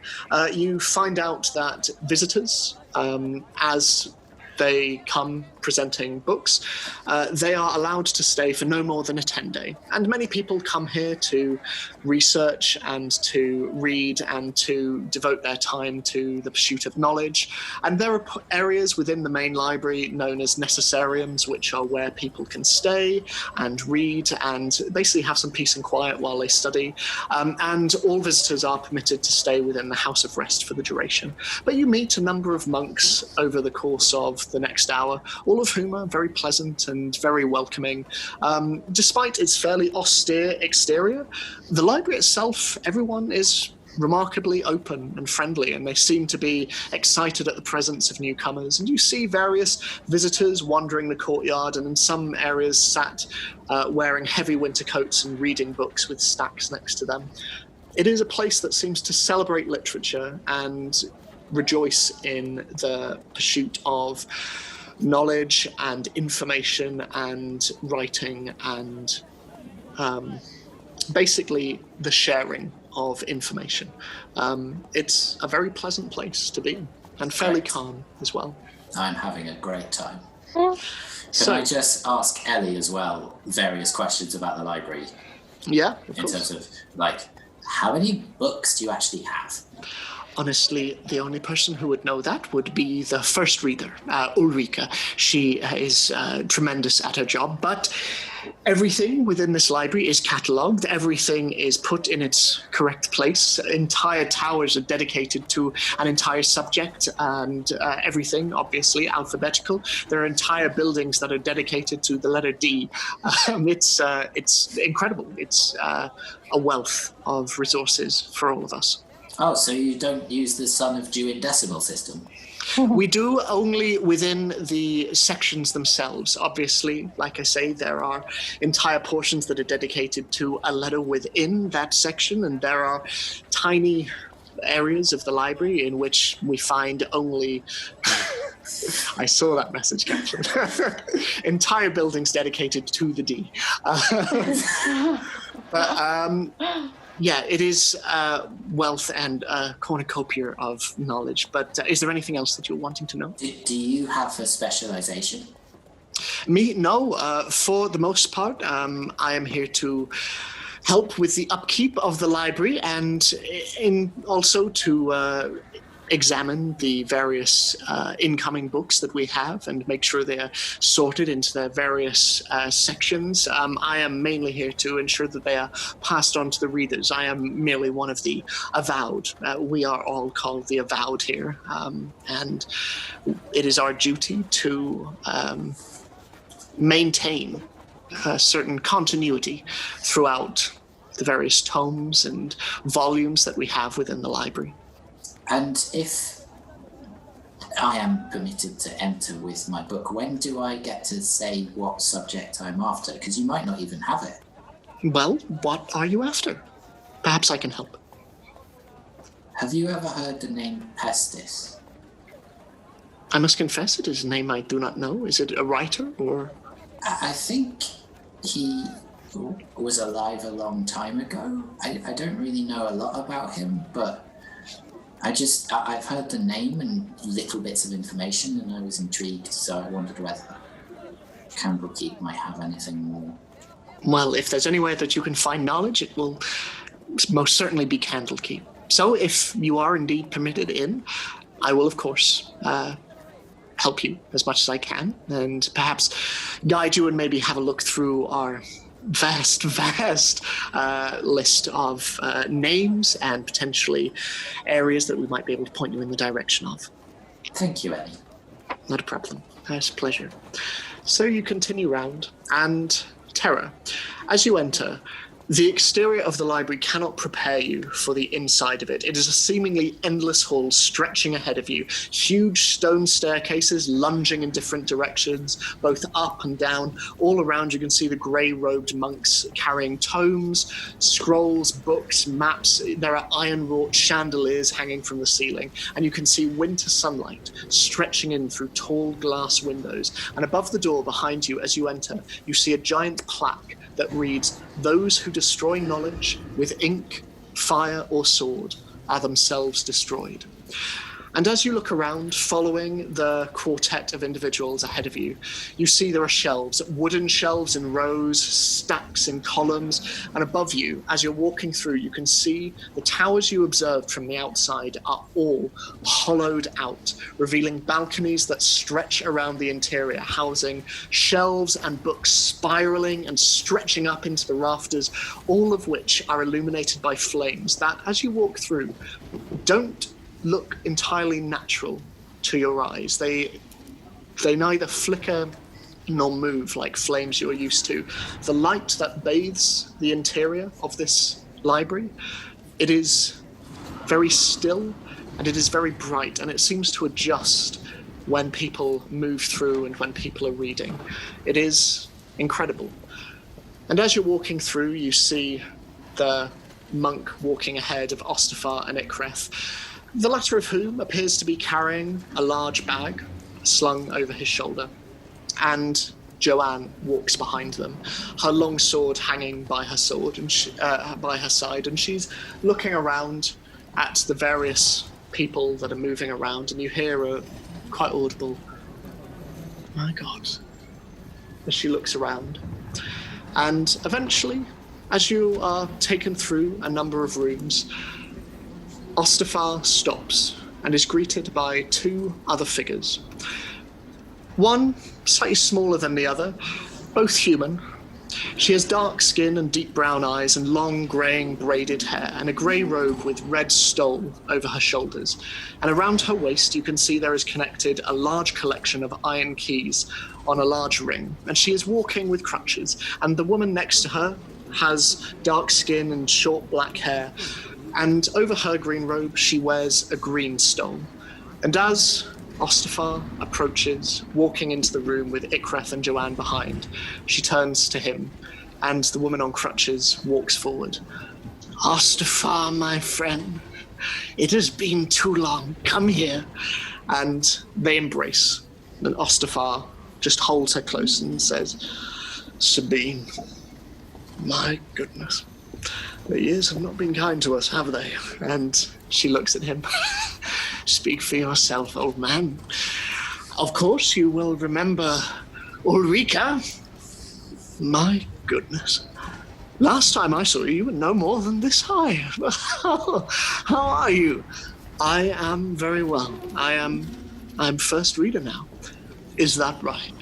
Well, following in your mother's footsteps. Well, this is my colleague, Ikreth Mal. A pleasure to meet with you, Ikreth. And Ikreth walks forward and shakes Sabine's hand. The pleasure is all mine. This is my first time visiting Candlekeep. I must confess it is rather more overwhelming than I was expecting. Well, hopefully not too overwhelming. And Ostafarr reaches over to Ikreth and gestures, and Ikreth brings out a small parcel, around the size of the one that you saw in the safe in Ostafar's room. And he takes it and hands it to Sabine. As promised, a gift. I present to you one of the tomes of Milton Tarok. And she takes it and unwraps it, and you see once more the brown leather tome with the chimera's heads stamped on its front. And she walks over to a table that stands in the center of the room, which is itself lined with bookshelves, and placing it down, she looks at it in wonderment. Ostafarr, I thought all of these had been lost. Not entirely, it seems. And now, it belongs to Candlekeep. Well, as I said in my letter, you had no need. Your presence here is present enough. And she looks down at the page and starts to sift through the book a little bit. And as she does so, she holds the symbol around her neck of the open eye and the lit candle. And as she does so, you notice it seems to glow ever so slightly, glow blue. And she places her hand and, yes, this is... Thank you. Thank you very much. So, any refreshments at all? You've come such a long way. And Ostafarr shakes his head and says, unfortunately, Madam Keeper, this is only a fleeting visit and I cannot stay long. I must depart later on today. I'm headed to Neverwinter and there's a boat waiting for me. But still, it'd be lovely to catch up on our way to the repository. And she nods and, of course. I must ask, I was taken aback. Why this particular item? My colleague is a collector of antiquities. In truth, the request to come here was his. Is that so? And Ikreth steps forward. Yes, I have been researching these items, the ones in question, for some time, and a reliable source told me I might be able to find more proof of their existence within these walls. So naturally, I approached my friend here, and he places a hand on Ostafarr, and you see Ostafarr just purse his lips a bit as Ikreth goes, and I asked if I might be permitted access to this fine library. Friends in high places, and all that. And Sabine laughs and nods her head. Naturally. Well, if you must be off, let us go. I have business to attend to, but Ulrika shall guide you. You will be up. You remember where it is, Ulrika. And Ulrika nods. Of course, mother. I shall take them. And Sabine unhooks the circle of keys and hands them over.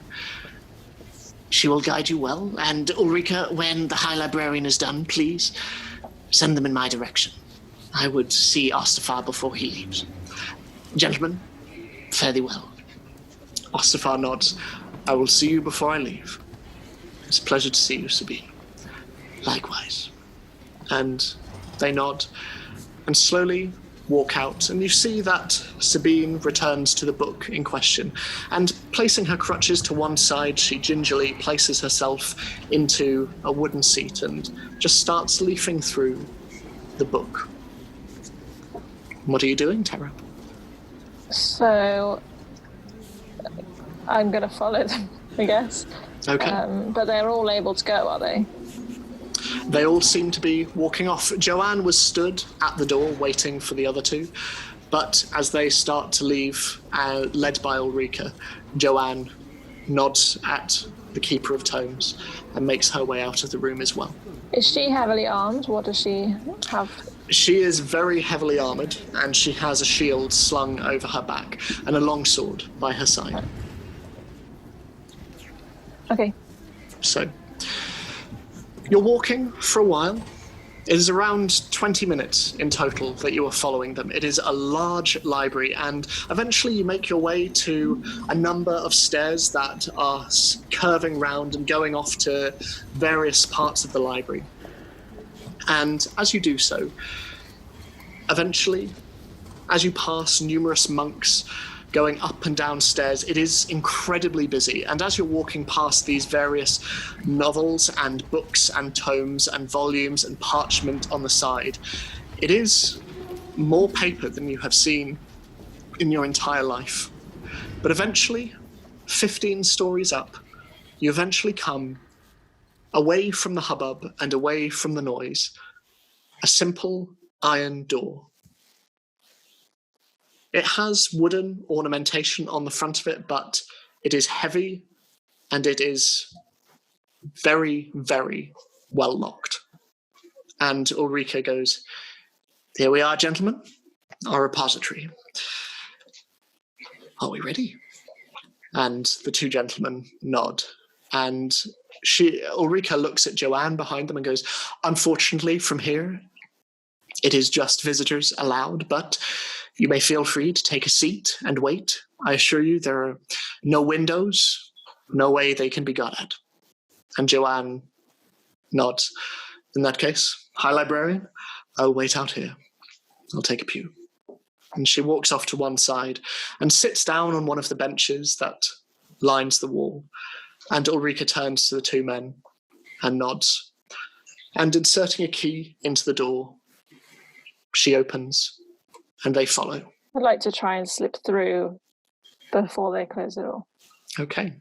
Make a stealth check at advantage for me, please. Come on, change the pattern. Okay.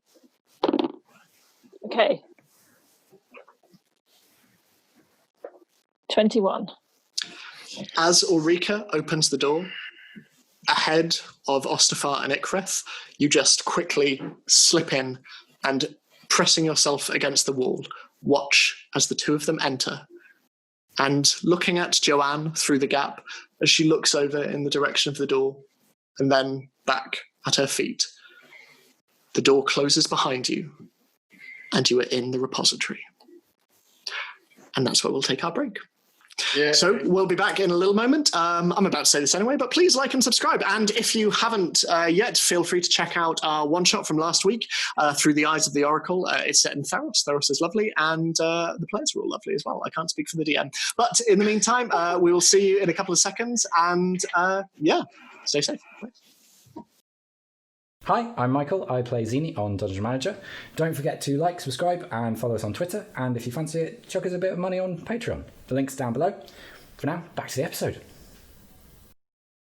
And welcome back from that very short break. Right, let's leap straight back in. So, while the other two head into the library, the three of you stood on the outskirts within the trees. It has been around half an hour now, and no sign of anything untoward, no sign of your friends, and the doors and the gates have not opened, and yes, there is no fire. Is there anything that you're wanting to do? I would like to have spent the time attuning to the new shield. Okay. How long does the tuning take? Around an hour. Okay. So, yeah, So, not yeah. long. Yeah. How about the two of you? Is there anything that Scarlett and Oriana want to be doing? Purely because I guess I might be slightly paranoid about what's his face? Can't remember his name now, and I haven't got my notes in front of me. He's Eli. not important. I'd like to do just kind of like a general look around. Okay, make a perception check for me. Oh my god, it's a natural one. For literally my first roll. As you look round, there is a bit of wind that just brushes through, and from above, a spider just flies out of a web and directly into your eye. And for a moment, this austere, quite serious personality just goes as you just as you just sort of bat it away, and you just sort of blinking quite heavily. Scarlett, you see this. It is not very gainly. It is quite, yeah. It's. You've not seen Oriana like this before. Is everything all right, Oriana? Yep, fine. Spider just crawls away, and as it does so, Epona just looks down and raises a hoof and just brings it quite emphatically down and looks towards you, Oriana, and just... That's the second animal murder this episode. I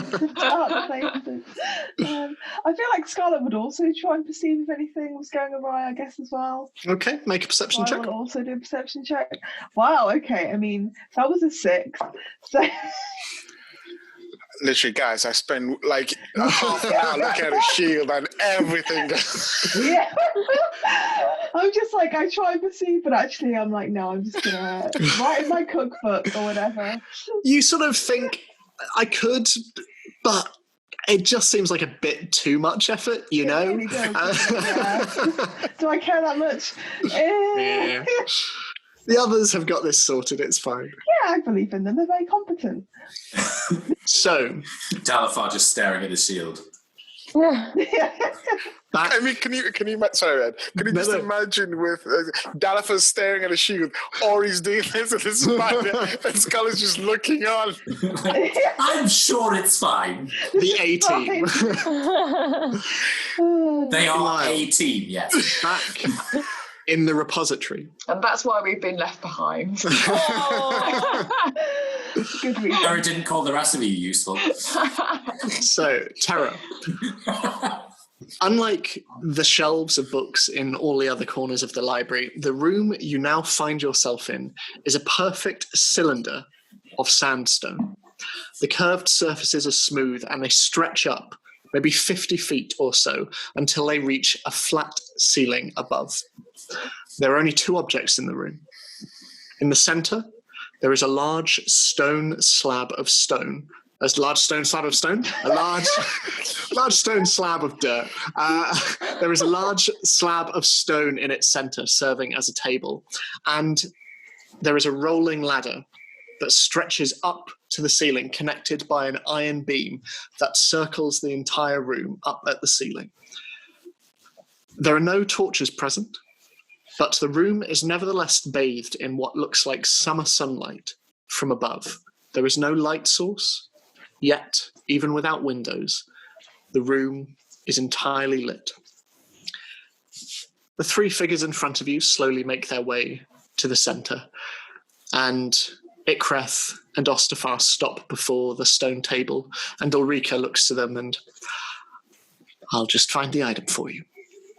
She walks over to the ladder and pulls it around, and it glides silently round the outskirts of the room.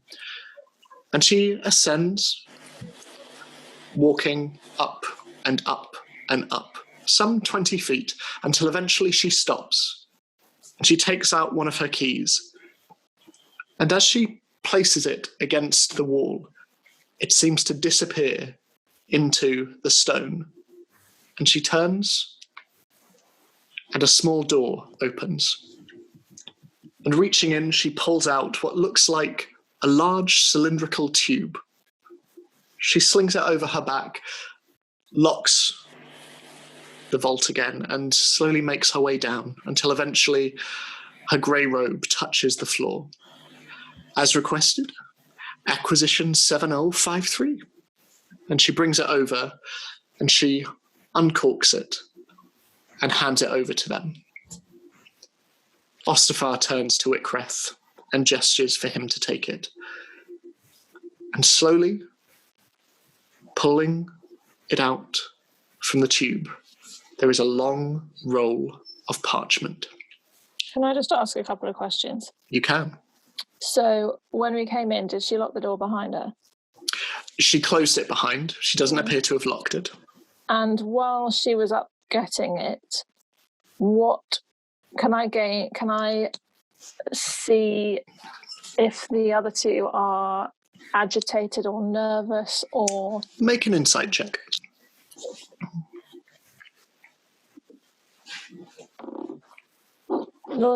Dirty 20. Ikreth looks remarkably calm. And as he watches Ulrika climb the ladder, he seems to just be smiling gently. Ostafarr, you can see, is sweating. And he is looking at Ikreth and glancing up at Ulrika. And as Ikreth pulls out this long piece of parchment, he rolls it out and it flattens out against the stone tablet. It is a large roll of stained and torn parchment paper with frayed edges, and as it is rolled out, both Ikreth and Ostafarr lean over it, and Ulrika just says, "It's quite remarkable, isn't it? One of our rarer finds." Can I see it? Moving closer, you see what look to be designs. Annotated blueprints with markings everywhere. It looks like a giant ship, but none that you have ever seen before. It is a sleek galleon, and its deck is adorned with 3 masks with full sails stretching above and to either side of the vehicle. There is a giant rudder stretching underneath its hull, though there appears to be no wheel on the deck to control it. Instead, at the stern, there is a simple seat. And there are a number of different markings on the paper that you can't quite understand, but there are a couple of words you can make out. In one corner, there is written, "The Skyblade." And in the opposite corner, in the lower right-hand side, there is a single word, "Spelljammer." And as Ikreth is looking at the paper, my God, it is real. Where is it this parchment is purported to have been found?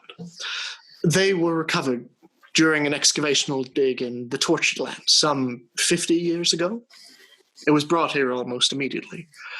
As you can see, quite an artifact.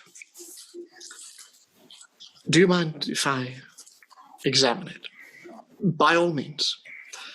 Ikreth reaches into his bag and takes out a number of different tools, and he spends the next 5 minutes or so walking around the outside of the table, measuring it out with a compass and sort of looking down, crouching down to the surface of the table and sort of just observing it, until eventually he stands and he looks at Ostafarr.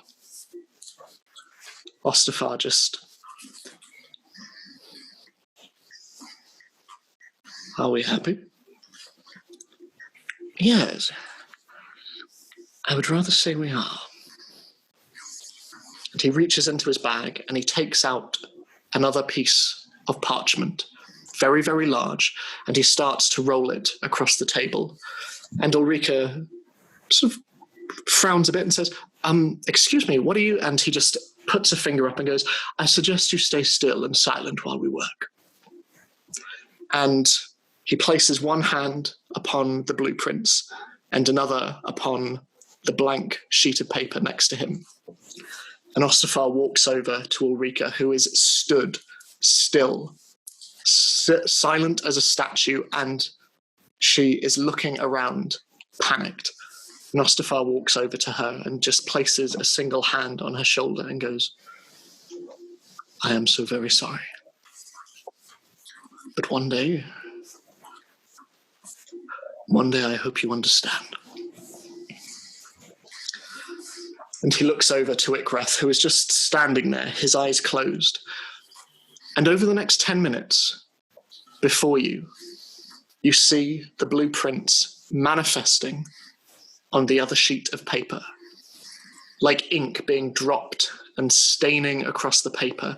It slowly comes into being, not unlike the Marauder's map in Harry Potter, just slowly coming into being with all the writing, the diagrams, the annotations, the blueprints, all of it present. And when the 10 minutes is up, Ikreth raises his hands and starts to roll up the other piece of paper and place it in his bag. So, when do I receive my payment? And Ostafarr gives a look at Ulrika before looking at Ikreth. We will talk about this when we are outside. Do what you have to do.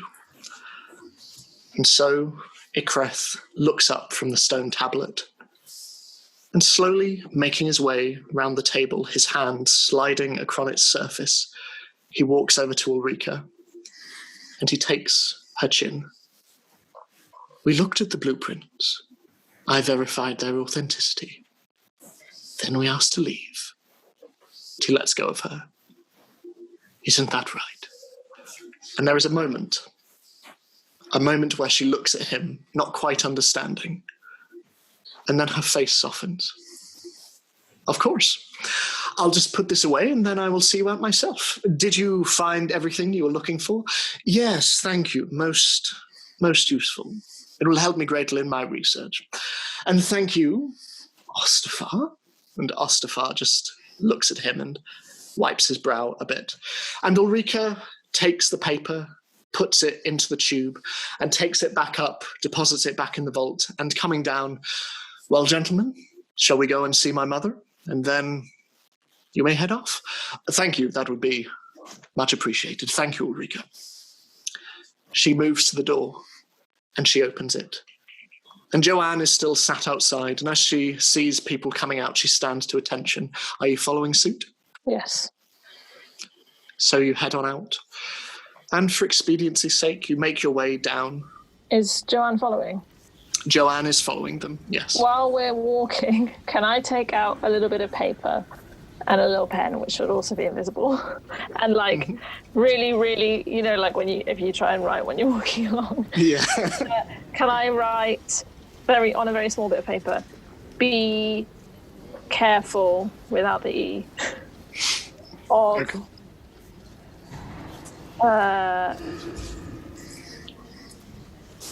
Ikreth and Ostafarr. Okay. And then So, can I right. try and slip it into one of Joanne's pockets? Okay. Make a sleight of hand check, please. At advantage, because you're invisible. Because I'm invisible. Thank you. Your pocket disappears. Yeah, I assume, Catherine, the items seem visible to you because you are invisible. Yeah. I'd hope so. Otherwise, You Yeah, can if I still can't- use your items while invisible, and if you had a bag, that would be impossible to use. That would seem. yeah. Yeah, like if I hold my hand up in front of me, can I see it? Yes, you can. It's sort of like fairly translucent, but it's like you can see the outline of yourself, and in certain lights you can see, it's kind of like a mirror. 22. 22. Yep, you're sort of, there aren't many things in the way of pockets along the armor, but you are able to see a small satchel by her side that as you sort of peek open, you can see that there is coin in there, and you just thread the paper in and then just step back and continue walking. It is another 20 or so minutes as you go down, and you are becoming increasingly aware that your hour is almost up. But as you make your way to the entrance of the main library, you can see that on the journey, Ulrika has held her medallion, and it glows a soft blue as she just closes her eyes and then lets go of it. And after the 20 minutes of walking, you get to the entrance, and Sabina is waiting there, looking over at Ostafarr as he approaches, and as he does so, he opens his arms and... Thank you so much. It's been remarkable to see you again, and indeed this library. I must not leave it so long. Until next time. And of course, Ulrika. It's been truly wonderful to see the both of you. Must you leave us so soon, my friend? Alas, unfortunately, I must head to Baldur's Gate to catch a ship. But, Sabina, let us not leave it so long. Of course. We will see one another soon. And as for your colleague, I trust you found everything you sought in our walls. All that and more. Thank you, Keeper. And with a nod, everyone parts ways. Ostafarr and Ikreth leave. Joanne stands to attention and nods before the Keeper of Tomes. Perhaps we shall meet again? Safe day. And she walks off. With you, I assume, in rather quick pursuit.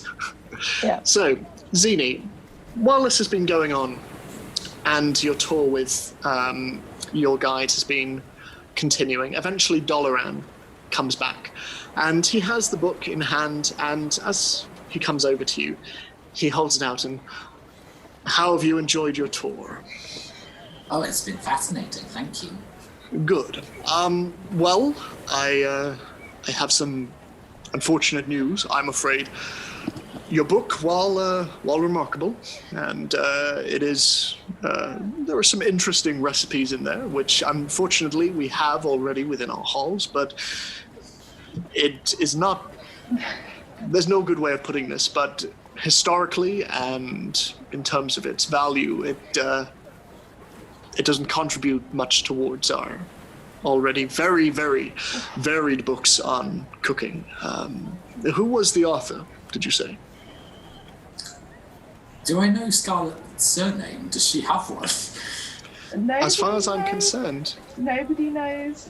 Everyone only knows Scarlett as Scarlett, and she has never given any other name or extra names.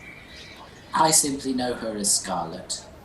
Well, I have no doubt that a book worthy of our halls can come from her at some point. If she is anything like you, she is no doubt remarkable. I understand. Thank you, Dolaran. But please, and he places his hand over yours as he hands the book back. Please, tell her to keep writing. It will be a shame for such excellent penmanship to go unrecognized. Well, as you're not letting me in, could I ask you a favour? Of course. I've already asked Ellie this, but do you know of the name Pestis at all? Not one I'm familiar with, but look, what I can do, obviously you are not permitted entry, but where do you live? Where do you stay? That's a difficult question. I kind of move around. Well, at the moment it's Baldur's Gate, but I don't think we're going to stay there. But I think if you maybe sent a message to Leaky Tap and Granny Fungus, then we might be able to pick it up at some point. It's an establishment I am unaware of, but my workaround, obviously our hours here are limited and our work is great, but I might be able to find any mention, perhaps point you in the direction of any books that might exist out in the wider world. We are not the only library, after all, and I can send you a message regarding certain tomes that might be of use, any information. It might take a while, but I'd be happy to help if I can. Thank you, that's much appreciated. Absolutely. Anything for a fellow seeker. Well, I'll show you to the door. This way, please. So, leads you. This is before the others have exited and takes you to the large black gate, and it is once again opened for you. And as you reach the outside, he just nods and safe travels. Thank you. And with that, the gate shuts behind you. Okay, can I walk a little way around the wall? Mm-hmm. And then I use the sending stone and just say, Terra, I'm out. I'm assuming you've got what we came for, but if you need me, just let me know. Wouldn't it be funny if I just replied with okay? The classic. Will do. Just K. Just K. Just thumbs up. But then I can't actually use it to send you a message. Where am I? Does that mean that she does need me or not? I don't know. Ah! So I would say you probably get this message as you're coming down into the main hall of the library, so before you've left. So I won't reply, and I'll just leave. Okay. So, as Ostafarr, Ikreth, and Joanne make their way out, Joanne says, "So, you're heading back to Baldur's Gate now? I trust we can accompany you the rest of the way." And Ostafarr looks back. "Thank you. That would be greatly appreciated. I assure you, your presence within the library, while not strictly necessary, was much appreciated. I thank you. The pleasure's mine, High Librarian. Anything we can do for a visitor." "So, where are you headed after this?" "Well, I am headed by ship to the city of Neverwinter, a place I am not so familiar with, but it will be good to have a change in scenery. I have toured the Sword Coast more than I have in many years in the last month. It'd be good to see more parts of it. And more libraries, I trust. Yes, more libraries as well. And what of you, Master Marl?" And Ikreth just looks at her, gives a curt smile, and continues walking towards the carriage. And she just nods and, "All right then." And the three of them continue on to the stables. And by this stage, the library guards have come out with their gold armor and their red sashes, and they are waiting. And Ikreth, without a word, just leaps into his carriage and just hits the side of it before closing the curtain. And Ostafarr turns to Joanne and says, "I apologize for my colleague. He is uncouth when he wants to be. Shall we head off?" And Joanne nods and jumps onto her horse, and the other Flaming Fist as one all jump onto the backs of their horses. And you can see Doloran by the gates just wave at them and gesture up to the upper walls. And slowly the gates start to open. And as one, the horses and the carriage start to move on out of Candlekeep and onto the main road. And Zini, you see this group, this caravan of various individuals slowly gallop out and onto the main road, dust flying out all around them. Can I try and make sure that they don't see me? Yeah, make a stealth check. This has gone so well today. That is a 9. 9. I rolled another 5. So, hunkering back against the wall and sort of making your way back, they are facing away from you as they gallop off. You see a couple of Flaming Fists just look towards you, but as far as you're concerned, you are a Dragonborn. Just very close to Candlekeep, but just near to Candlekeep. And they continue on, and you see the red-haired woman at the front sort of turn and just give you a nod as she continues riding on out on her very tall, very thick-set horse. Terra, what are you doing as the gates slowly start to close? Well, I definitely try and get out before it even starts to close. Okay. So, getting to the other side, you slowly weave your way past the 5 individuals as Ostafarr, Ikreth, Joanne, the Flaming Fist, and the Library Guard all slowly make their way off over into the horizon in the direction of Baldur's Gate once more. Sorry. Oh, no, you good? I'm going to go over to Zini and squeeze her shoulder like I did earlier. And then say, we should get going. Okay. And then I'll walk with her back to the camp. By this stage, the invisibility will have worn off. So as you start to make your way, it drops, and once again you can see the familiar earthen skin of Terra as you walk side by side. The three of you, back at camp, wrestling with cookbooks, shields, and spiders.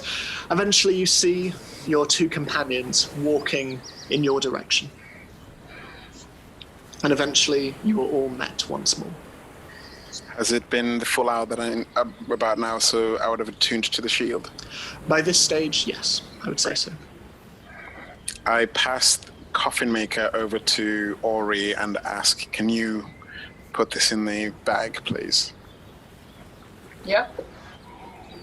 I do so.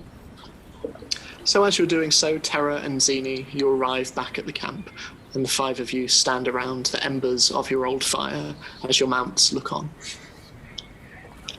So I'm going to sit down by the fire and pick up a twig and poke it a bit. Does everyone gather or? Yeah, I'm just sitting opposite you, staring at you, waiting. Okay. Yeah. Because we've had the entire 15-minute walk where you've said nothing. Yeah. And I'm like, We're basically doing the equivalent of like, yes. Spill the gossip. Yeah. Who did their Christmas out really fancy? You all know it's you, Scarlett. Oh, dear. Did you find anything in the keep? Yeah, so they were looking for and found a parchment that was blueprints for some kind of ship.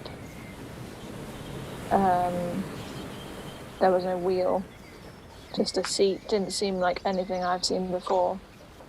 The only words I could make out were Skyblade and Spelljammer. I have no idea what that's referring to. But Ikreth seemed pretty surprised that it actually even existed and was real. They found it in the Tortured Lands 50 years ago. Do I actually know where that is? What is the Tortured Lands? Yeah, I was going to say, can I... Anyone who's interested, make a history check. Yeah. No, 8. Natural 20. 13. 16. 21. 21. So I would say Terra, not a place that is familiar to you. The rest of you, you would know that the Tortured Land is an area far, far east of here. It is a large and barren plain that, for whatever reason, is now almost uninhabitable. There are pockets of life in amongst it, but for the most part, it is a large and barren wasteland. There are sort of civilizations that exist around it, particularly within mountains and within the forests, but for the most part, it is uninhabited, and it is with good reason. It is a place where creatures and monsters lurk. So it seems like Ikreth was the one who wanted to go there. And he was just asking a favour of Ostafarr. I don't know if this has anything to do with the First Church, we'll see. But it seemed like it was really Ikreth that wanted it. I know now why Ostafarr was so nervous, because as soon as they got the parchment out, Ikreth made some kind of magical copy, which they're not allowed to do. He used magic on... What was her name?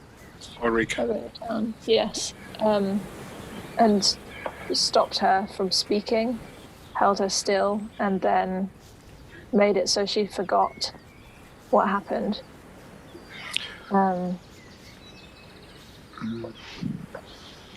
Ed, would I have heard of the design or the ship name? I'd say anyone who's interested. make a history check. 5. I mean, we're all interested. 5. You've never heard of this before. You don't know what those words mean. More not gonna- important. Sorry. Sorry, I'm not going to roll because I don't think Zini would know anything about it because she doesn't know ships. No. I mean, I got a 15. I don't know if I would be into ships, but I've been to a lot of dinner parties. I feel like that might... I would say, Scarlet, the name Skyblade doesn't mean anything to you. You have the faintest memory of seeing the word Spelljammer once, a very long time ago, on the desk of someone you used to work for. Bundled in amongst notes, but you've heard that phrase. You don't know what it means, but you've heard the phrase. It sounds vaguely familiar, but I can't say anything concrete. It's, perhaps one of those old wives' tales. Maybe that explains why he said, wow, it's real. Whatever. So, Yeah. Sorry. no, go on. I was going to say, whatever it is, they referred to it as an armament of some kind. And I would think that would be very dangerous for them to get their hands on it or even have that scroll. Well, whatever it is, Ostafarr is going to Neverwinter now on a boat from Baldur's Gate. Do you think we can Another intercept library. him? I don't know if we need to intercept him, but we probably need to follow him. Okay. I don't know where Ikrith Mal is going. I don't know if he's going with them. Did he say why he was going to Neverwinter? I just know that he's probably going to another library. Okay. I mean, I've worked and lived in Neverwinter for a time. It is known for its technology and production. I suppose if one was finding or making a weapon, it would be a place to start. So Ikrith took the scroll. Well, they left the original, made a copy. So Ikrith has a copy. Yeah, Ikrith was the one that put it away, right? He didn't give it to Ostafarr. No, he put it away. Yeah. I think then that would be where I would like to follow. But we don't know where Ikrith is going. We know that Ostafarr owes him payment. Yes. So that to me sounds like, he has completed a job. But if this blueprint is something that they both want, then surely they won't be parting ways anytime soon. Yeah. That makes sense. We know where they're going back to, so perhaps we can start there. Mm-hmm. They also know that we're on their tail, Yes. at least to some extent. Mm. So I don't know whether intercepting them is a good idea, particularly with Ikrith having the ability to change people's memories. Mm-hmm. I'm not interested in making them aware of our presence anytime soon. No. And also the Flaming Fist will be caught in the crossfire, so I don't think that's a good idea either. Perhaps we need a way to throw them off, to think that we don't know what they're doing or what they're after. What do you propose? Well, you remember when we all met at Geshfort? Hmm. And there were the Knights of the Birch there, and we attacked their fort for various reasons, and the rest is history. Portius Brecht is involved in this first church, isn't he? Mm. I think he's perhaps their weakest link. If we could perhaps find him, probably at Geshfort, then we could maybe stage an attack that makes it look like we're just randomly striking at strongholds that we know they have, but also find some information from Mr. Brecht. I worry that... remind me, how much do they think we're on their tail? I was under the impression that it was Ikreth that knew about Dalathar rather than the rest of us. He knows about Dalathar, and he knows that Scarlet and I know him to some degree. I'm not under any illusions that the lies I told him were believed. And if we attack Esfort and Brecht, they might then... it might do the opposite and alert them to the fact that we know he's involved. They don't know that we know that. True. They don't know we know anything about the First Church. True. But I don't see why we couldn't make it seem like we're not investigating this at all, but something completely different. How would we do that? Well, sorry, go on. Oh, I was just thinking, I mean, did Ostafarr say he was leaving immediately? Yeah.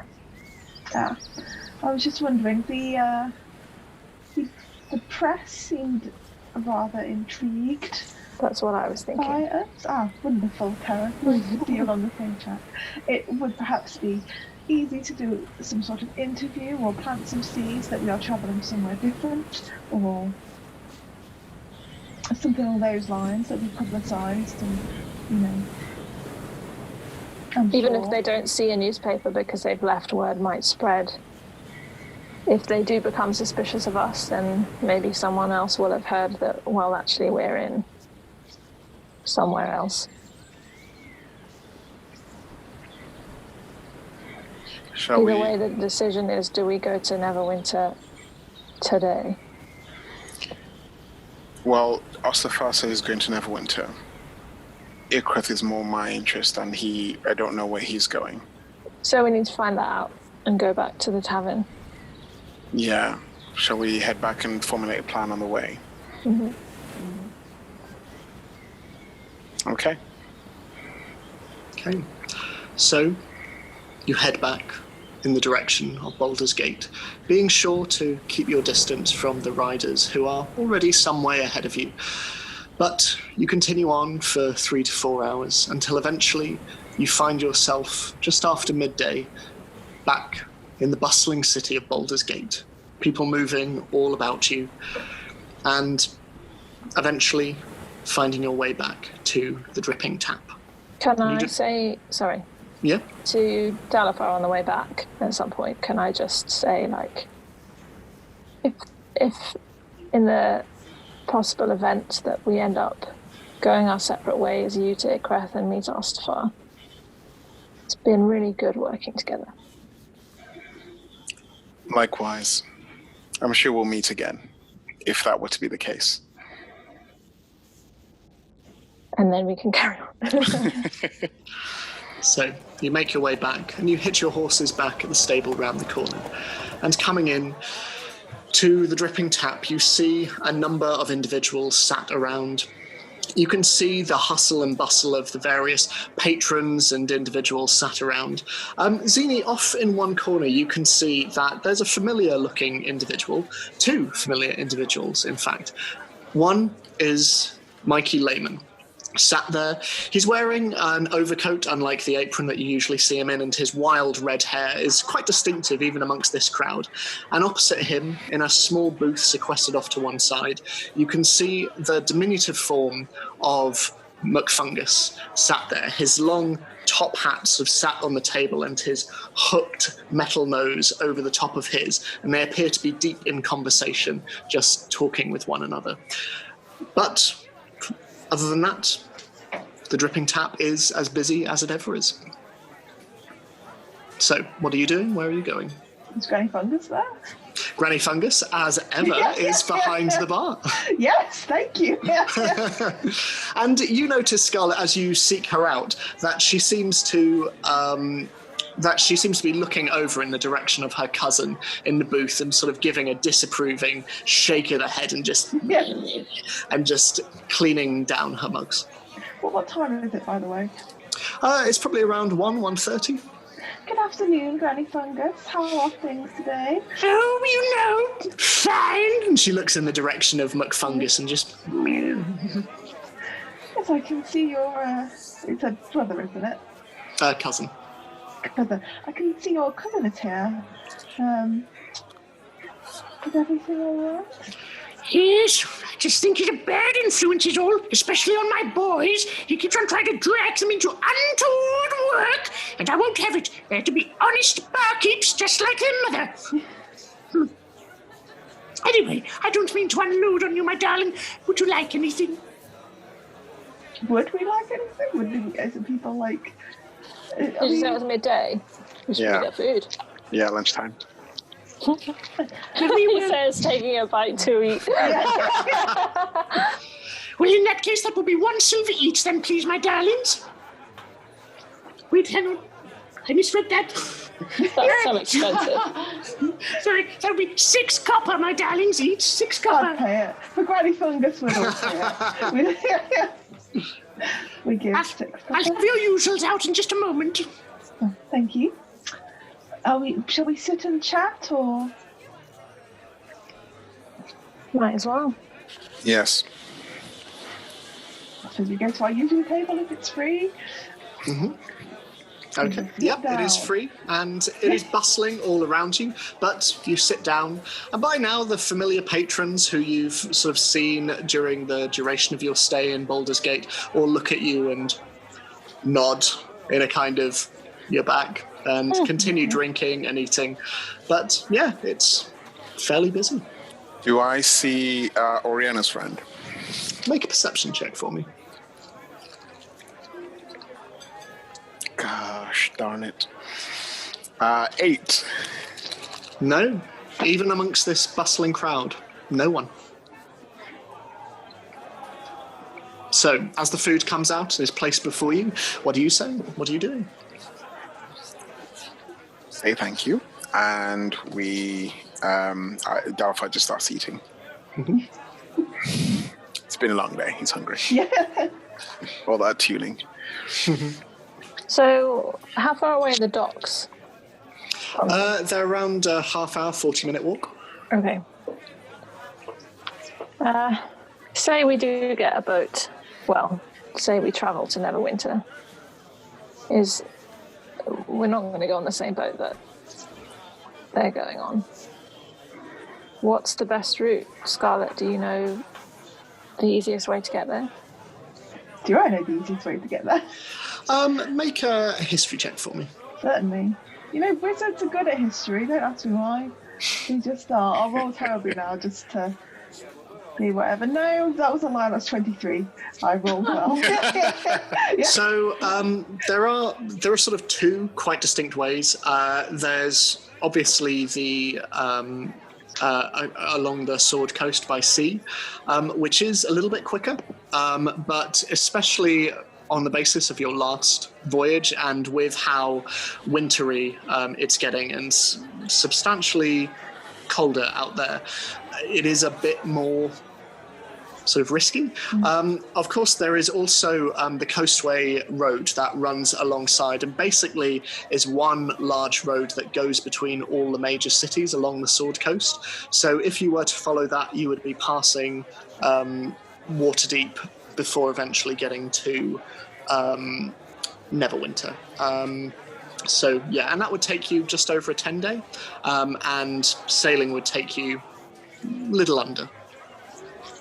Yes, it's around a 10-day if you take the road by the coast, if I recall correctly. It's a while since I travelled it myself. And boats, similar, a little less time, but in this weather, it potentially could be better to take the road. I mean, Neverwinter is a lovely city. I would like to see it again, though I did perhaps not leave last time in the best of circumstances, but I'm sure it will be fine. Would you rather go by road? I would.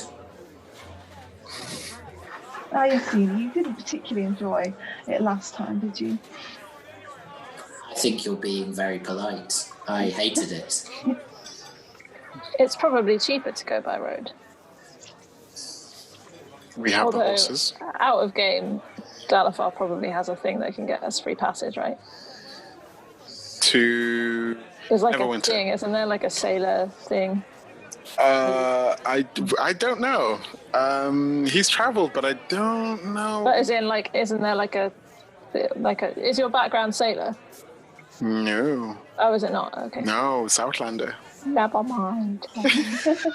I'd say because of your journey to the Sword Coast Ostafarr, you would know that to board a ship, usually especially for travel, you would probably need to pay because it is additional mouths they need to feed, and it's usually a steeper cost. Usually. Of course, gold is less of an issue for you all now, but Now there's time we wrestled for gold. I think either way would be fine, but obviously if Ostafarr is going by boat, I need to find out how Ikrith is traveling and where to. Yeah. How would we find the how? Reconnaissance. Yes. mission. Of what? Of the boat leaving? I assumed they're. They're in Yeah. because Ostafarr still needs to pay Ikrith or Ikrith. Yeah, that way around. Yeah. And so he probably has kept some gold somewhere, potentially at where they're staying. If it's And gold obviously- that he's taking in payment. Potentially, but also the Flaming Fist would you sort of go back to their own barracks to make sure. Well, at some point, and they perhaps may have heard. I don't know. So I overheard Ikrith refusing to say where he was going to the Flaming Fist. So I think Okay. it's unlikely that they know. So if I can find out where he's going, that'll be my destination too. Ed and Yeah. Catherine, do we know that you're able to read people's surface thoughts? Yes, I think so. Okay. Terra, I know this is risky, but do you think you'd be able to, if we got close enough to Ikrith, to be able to probe his brain a little bit and see whether he might be thinking about where he's going? I can certainly do surface level without it being a risk. Beyond that would alert him to it. Yeah, and I don't think we want to do that, Yeah, because then he'd do it back. yeah. But if we can put it on his mind, something environmental or contextual that makes him think about his journey.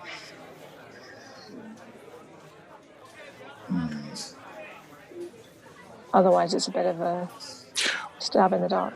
Well, Zini and Scarlet, you've met him once, perhaps meeting him in passing and saying hello, because at this point, you could both potentially wear the salamander rings as well. That's a good point. I fear that if we met again, he would try to read one or both of our minds, and upon finding that impossible, when last time he found it possible, that might raise more suspicions. Or it's just that we could, I don't know how we would present this, but we could present it that we know that he read our minds last time, or that somebody did. I mean, he didn't read my mind. but- Well, yeah.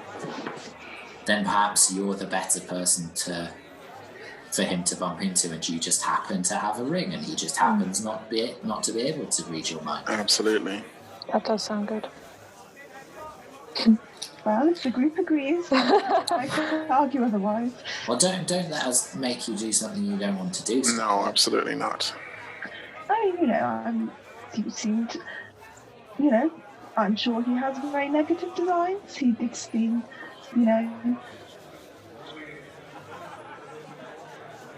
fine when we last spoke, you know, other than the, you know, mental infestation of your mind, you know, that small thing.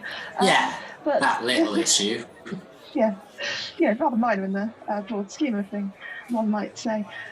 I suppose if we do not have a better plan, it's perhaps the best way. I mean, how many times can you look at somebody's surface thoughts, Tara? I mean, it depends on the person, but I can do it a couple of times, but I probably couldn't do it any more than once more today.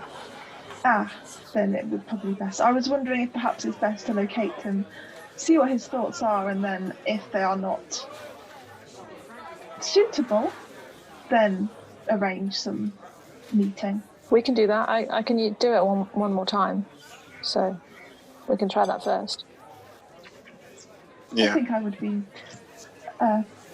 more comfortable with that. Is that's not a problem for you? Okay. Well, we should probably not be too long because we don't know what time the journey starts. Should the rest of us stay here, or do you need us to come in case it goes south? I think be nearby, perhaps, but not nowhere near sort of visual range, just sort of in the area. And probably not the same alley as you folk were in last time. Yes. And Scarlet, you could potentially have you used both the sending stones today? No, just one. Mine hasn't been. Then we could give Scarlet the unused one. Yeah. And one of us can hold the other one. Yeah. And go from I'll there. do that now. Okay. I take the stone. Okay, shall we head out? Yeah, I think so. Okay. Maybe wherever you're waiting, you should try and stay outside of thought reading range. He knows me, so perhaps the other salamander ring I could wear. But you still have your fetching black hair, so does he know you? He doesn't know me, but he can. When he. Oh, he brushed your mind, didn't he? Yeah. He probed my mind without ever seeing me. So. Okay. I mean, when I don't know what he's using, but when I do it, it's 30 feet. Okay. So I'll stay well out of a very long way away. Yeah. Yeah, same. And I slip off the salamander ring and hand it to Scarlet. I pop it on. It makes that sound every time. Not very stealthy. You're invisible and you go, whoop! He's over there! Yeah. Okay. So, you headed to the wilting snowdrop then? Yes, please.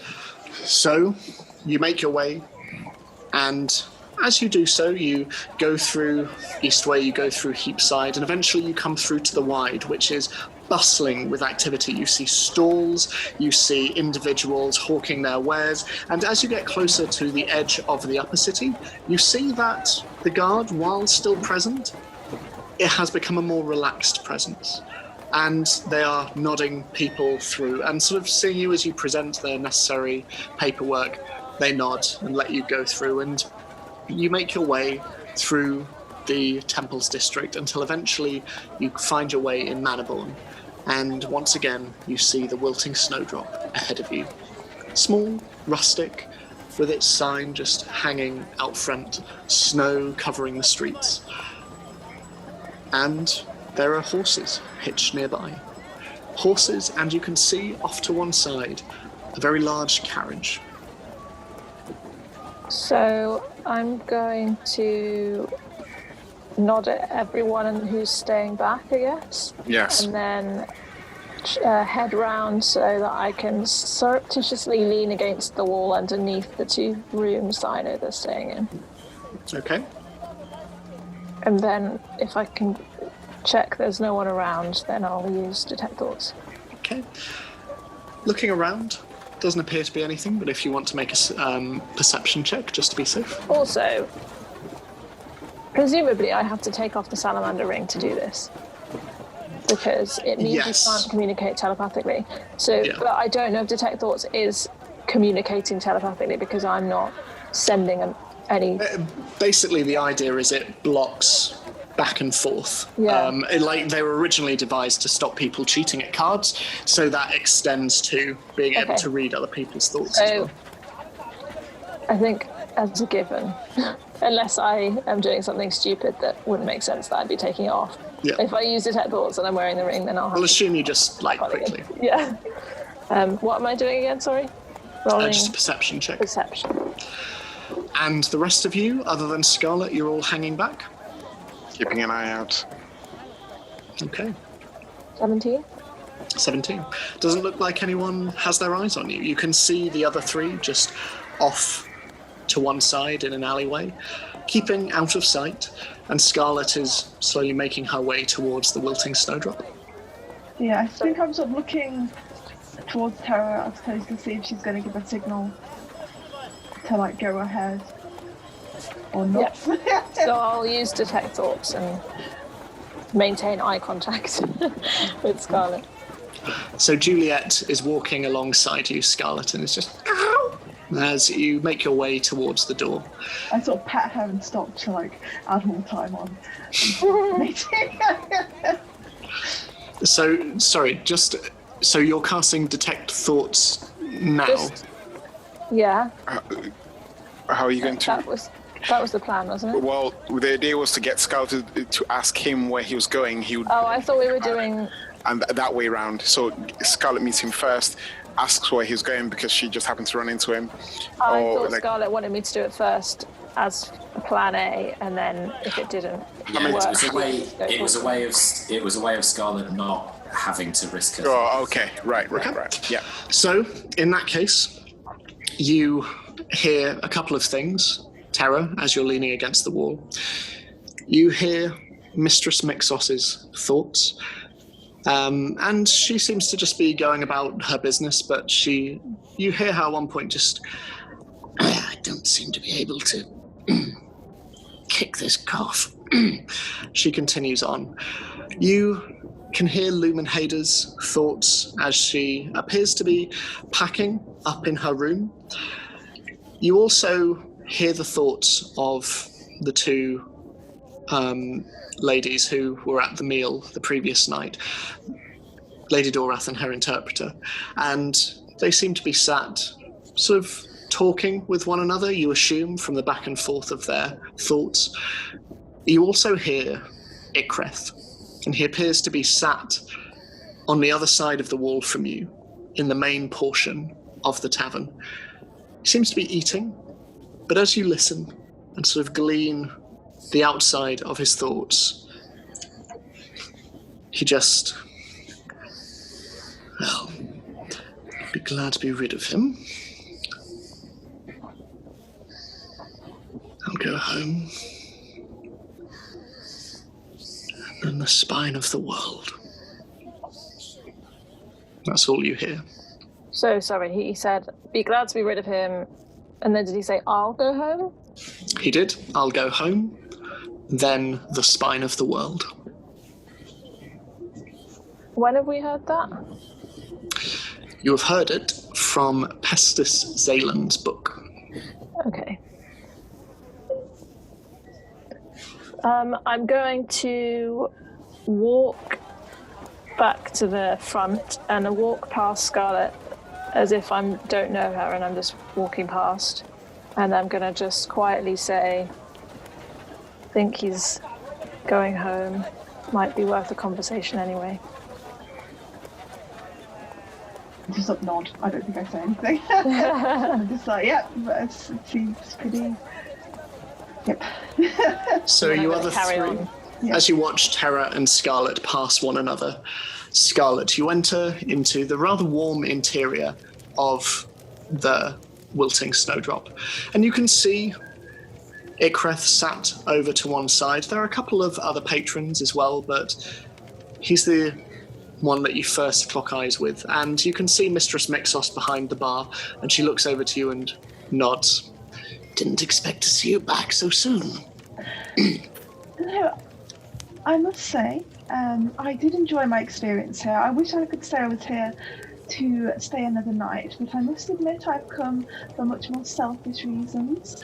You remember, well, I remember certainly, that wonderful soup you served me. I believe it was the butternut Baldur's Gate squash soup. And I know this is awfully cheeky of me, but I didn't know if you happen to have the recipe on your person. I'll go and seek it out. Thank you. She heads off, and off in the corner you can see Ikreth, and he's currently eating. And as he does so, he looks up at you and just gives a curt nod. I smile winningly. He doesn't appear one, but he just nods again and goes back to his food. I will wait for her to return before doing anything else. She comes back and slides a piece of paper across and goes, "There you are.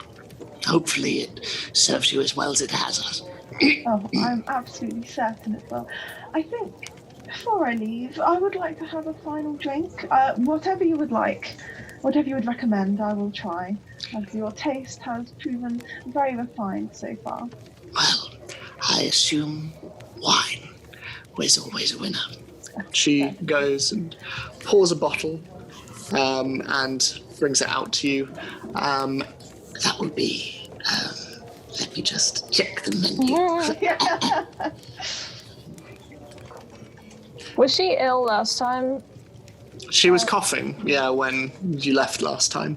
But that will be 4 copper pieces, please. I give her 4 copper pieces. I give a substantial tip, not like a crazy, not like his £200 tip, but a much more like a substantial tip, if that makes sense. I'd say an additional gold is probably... Yeah, I'm happy to do that. He takes it and... Thank you. Wonderful. Let me just remove that off my thing. And then, with a confidence I don't know if she has, I don't know if you want me to roll for that, I walk over to Ikreth Mal. Your shadow and the very distinct shadow of your chef's hat looms across his table and over his plate, and he looks up at you. Lady Scarlet. Did he have a title, or was he just like Mr. Mal? He is just Ikreth Mal, as far as you know. Ikreth Mal, a pleasure to see you again. I see you are perhaps enjoying a meal of finer calibre than when last we spoke. Well, Mistress Mixos is an unparalleled host, so yes, I am.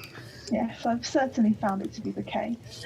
She very willingly gave me the instructions for one of her recipes without even asking for payment. That sort of generosity is far too rare in my experience.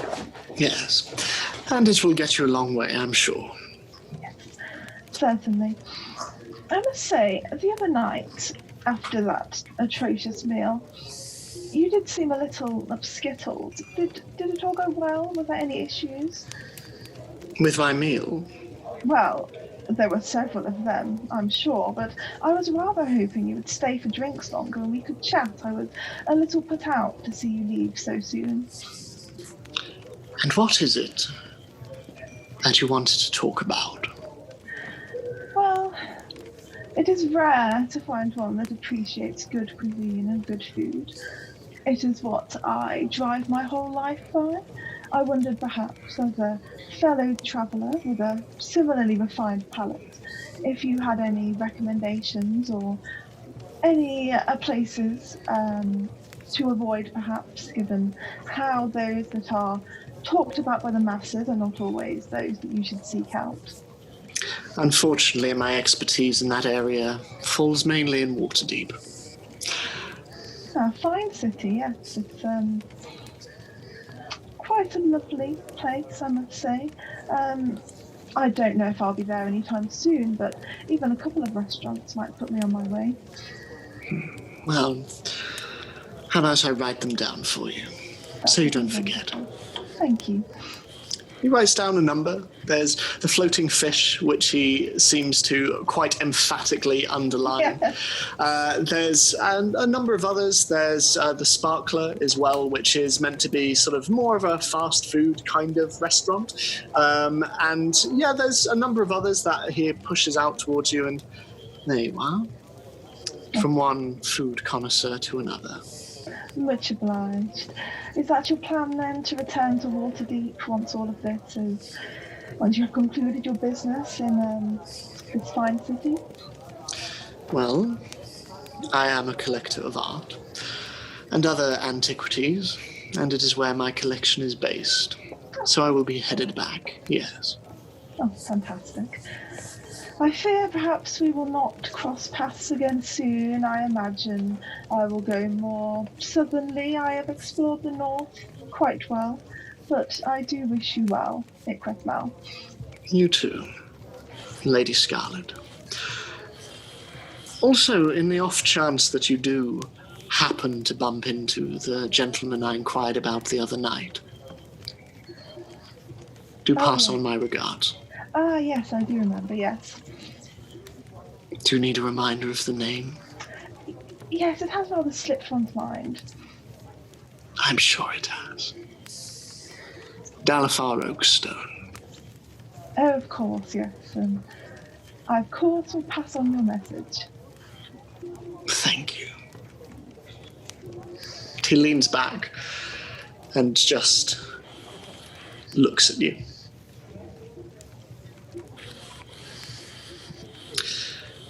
Well, if that's everything. I think so, alas. If only I could spend all my days talking about food and cuisine with friends, but alas. Life really is too short, isn't it? Indeed. Kind of like a proper threat, but... Yeah. I know. Well, if that's everything, and he stands, and you are reminded again just quite how tall his elven figure is as he towers above you, and I think I'm going to return to my room. I'll see you soon. And with that, he glides past you and heads up the stairs. I drink my drink. So, yeah. Okay. There we go. What's everybody else in the room doing now? I'm guessing they're just chilling. Just chilling, just eating, drinking. And the four of you, are you all still waiting outside for Scarlet's return? Circled round and then joined. Okay. So, Scarlet, what are you doing? I think... Is the couple there in the main bit from... Yeah, they are. From Neverwinter? Mm-hmm. I think I sort of look at them and I'm like... Scarlet almost goes to speak to them and then decides better against it and goes over to Mistress Nixos and goes, "Thank you again for your absolutely wonderful hospitality." You're most welcome. Please don't leave it so long until you come back, my dear. Oh, I certainly hope not, but who knows where the wind will take me. I find often, a bit of ginger root as tea does often help with a cough if you have not tried it already. It is not medicine, unfortunately, but may help to soothe the throat. Well, thank you very much. I shall try it, my love. Thank you. Good day. Good day. And so with that, you exit the rather warmer interior and back out into the wintry streets of Baldur's Gate, and your friends await you across the other side of the street. And you're all once more a group. What did you find? Well, he was very emphatic that he should pass on the message to you, Ostafarr again. I, of course, did not give it away that we were acquainted, but yes, I do not think he holds much high regard for you at all. Okay. Do you know where he's going? I mean, I don't know what Terra found, but he seemed to imply to me that he was going to Waterdeep.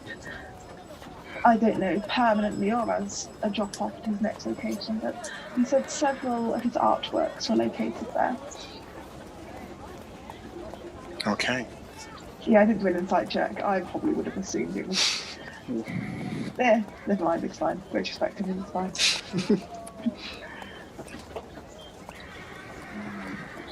I think that might be my next stop. Did we know that he was from Waterdeep? Yeah. He was based there, and that's where Ostafarr was first pointed in his direction. Okay. And if we were to take the road, if I was to take the road to Neverwinter, would that go past Waterdeep at all, or? Yeah, it would be on the way. Oh, okay. Right. So, I guess we'll head up to Waterdeep then. I most certainly am heading that way, but obviously, if you are heading that way, that'd be great. What about all of Everybody you? else? Has Tara mentioned to us at this point what she heard? Yeah, I think I did that earlier, didn't I? Yeah, you did, yeah. Or do you mean literally just now? Yeah, just now. Well, I said that he wanted to go home, so I haven't said anything about any of the other stuff. Okay.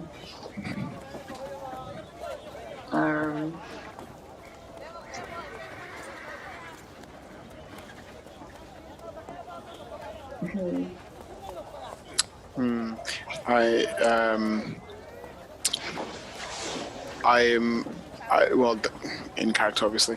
I am going to set off for Waterdeep as soon as I can to try and find if where Ikrith might be storing his artifacts, because if his base is located in Waterdeep, I want to get a head start before he sets off. You think he has it there, the thing you're looking for? That's all the information I have to go on at the moment. Oriana, what was that place called in the book? Something about... Was it a spine of something? Bear with me a second.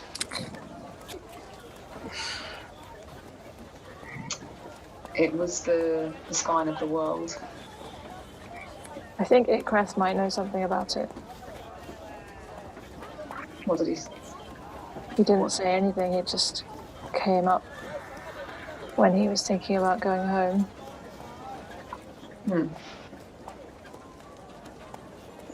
Well, then, I suppose that's the path that makes the most sense for me to follow. I mean, I'm happy to go where there is good food. And there is good food in Waterdeep, and there is good food in Neverwinter, so I will follow the group and see what occurs. It would be nice to see where you're from, Scarlett. Well, I'm not from Neverwinter directly, but I spent some very formative years of my life there, so yeah, I suppose in a sense I am from there. Yeah, I understand that. What about you, Zini?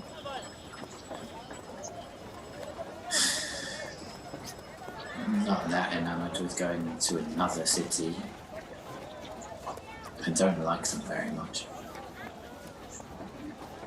Well, there's other stuff in between. You'll love Neverwinter, Zini. As the name suggests, it is Neverwinter. Even when the snow is falling outside, it is a much warmer, calmer temperature. Are there trees? Are there trees? Yes.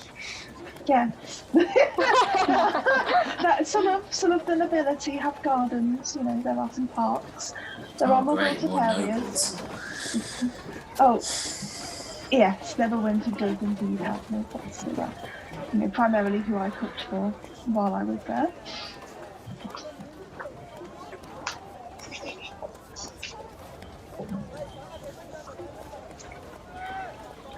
You've come this far, Zini. I'm sure exploring more of the world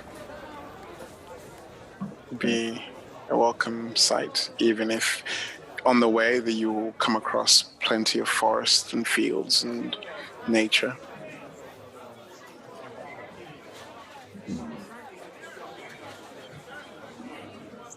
I feel like the world might be pulling us in different directions.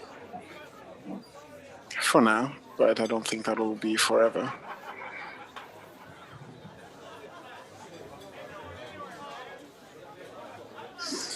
Do you not think, Ostafarr, now that Icarus knows that you're on his tail, at least to some degree, that even if we do beat him to his collection and somehow find out where it is without him being there, he may have some trap set up for you because he knows that you're after the axe? I think that'll be true of wherever I go. So this is just as safe as anywhere else. And we have been in Waterdeep. And I think one of the local criminal faction might owe me a favor. I did save his life. Oh yeah, because that means so much to them. If not, I can handle myself there.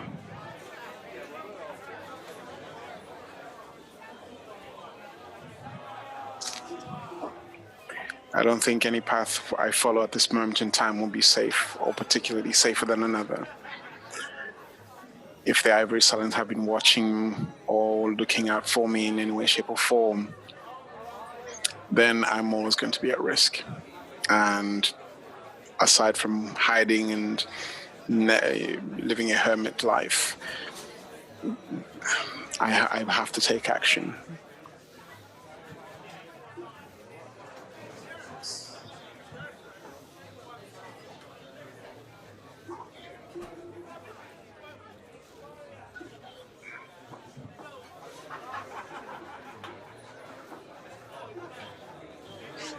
I put my hand on Zini's shoulder and say, if nothing else, I'm sure Terra would appreciate some company and help.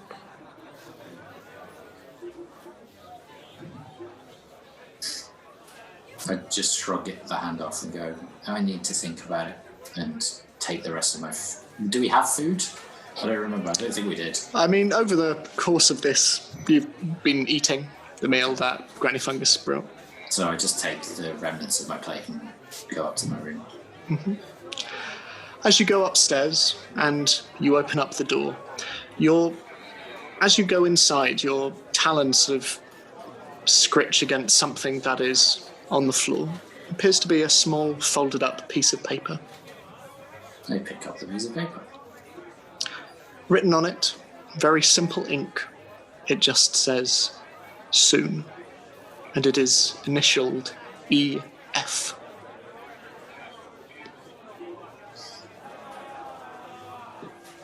Okay. The rest of you, what are you doing? I go up to pack for Waterdeep. Mm-hmm. Also go up to pack. Mm-hmm. Well, Yes. Scarlet, shall we have one last Baldur's Gate drink? I should say that is a fantastic idea, Tara. And I'll go Do along. Yeah. Do I know Eli's initials? I think only Ostafarr does. I think Oriana said his full name, I think. Okay. Okay. Yeah, actually, yeah. I just hold out the note to Ori when she comes through the door and says, I think this is for you. It's from F. He just peeks around the corner. No, those are my initials! I read it, and I just... Are there bins in this room? No, there aren't. Nope. Okay. Look for a bit and then be like, oh no. I open the window and throw it out. Mm-hmm. And I just stare out of the window pensively. Okay. So, is anyone wanting to do anything? It's sort of getting late in the afternoon now. Just as we're... Because I don't have a lot of stuff to pack, because I usually keep it all on me. So I just sit in the crook of the tree that's in our room. A tree. Just as I'm about to put on the lion mask again, I just say to Oriana, I'd appreciate it if you didn't kill small woodland creatures in front of me. And then just slip the mask over and pretend to go to sleep. I say nothing. I take a bit of blood out of the vial and drip it on him. I go back downstairs after making sure I've got everything and join Tara and Scarlet for a last drink. What time do you want to leave? After this drink. Who's going to break the news to Granny Fungus? You brought it up. I find that terrifically unfair, Tara.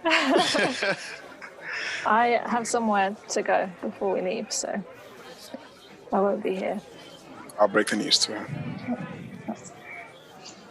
I mean, we could perhaps do it as a group, even if Tara will conveniently be elsewhere. Yeah, just like... Sure. So, while the others seek to break the news to Granny Fungus, Tara, where is it you're headed? I'd like... Did you say it's late afternoon?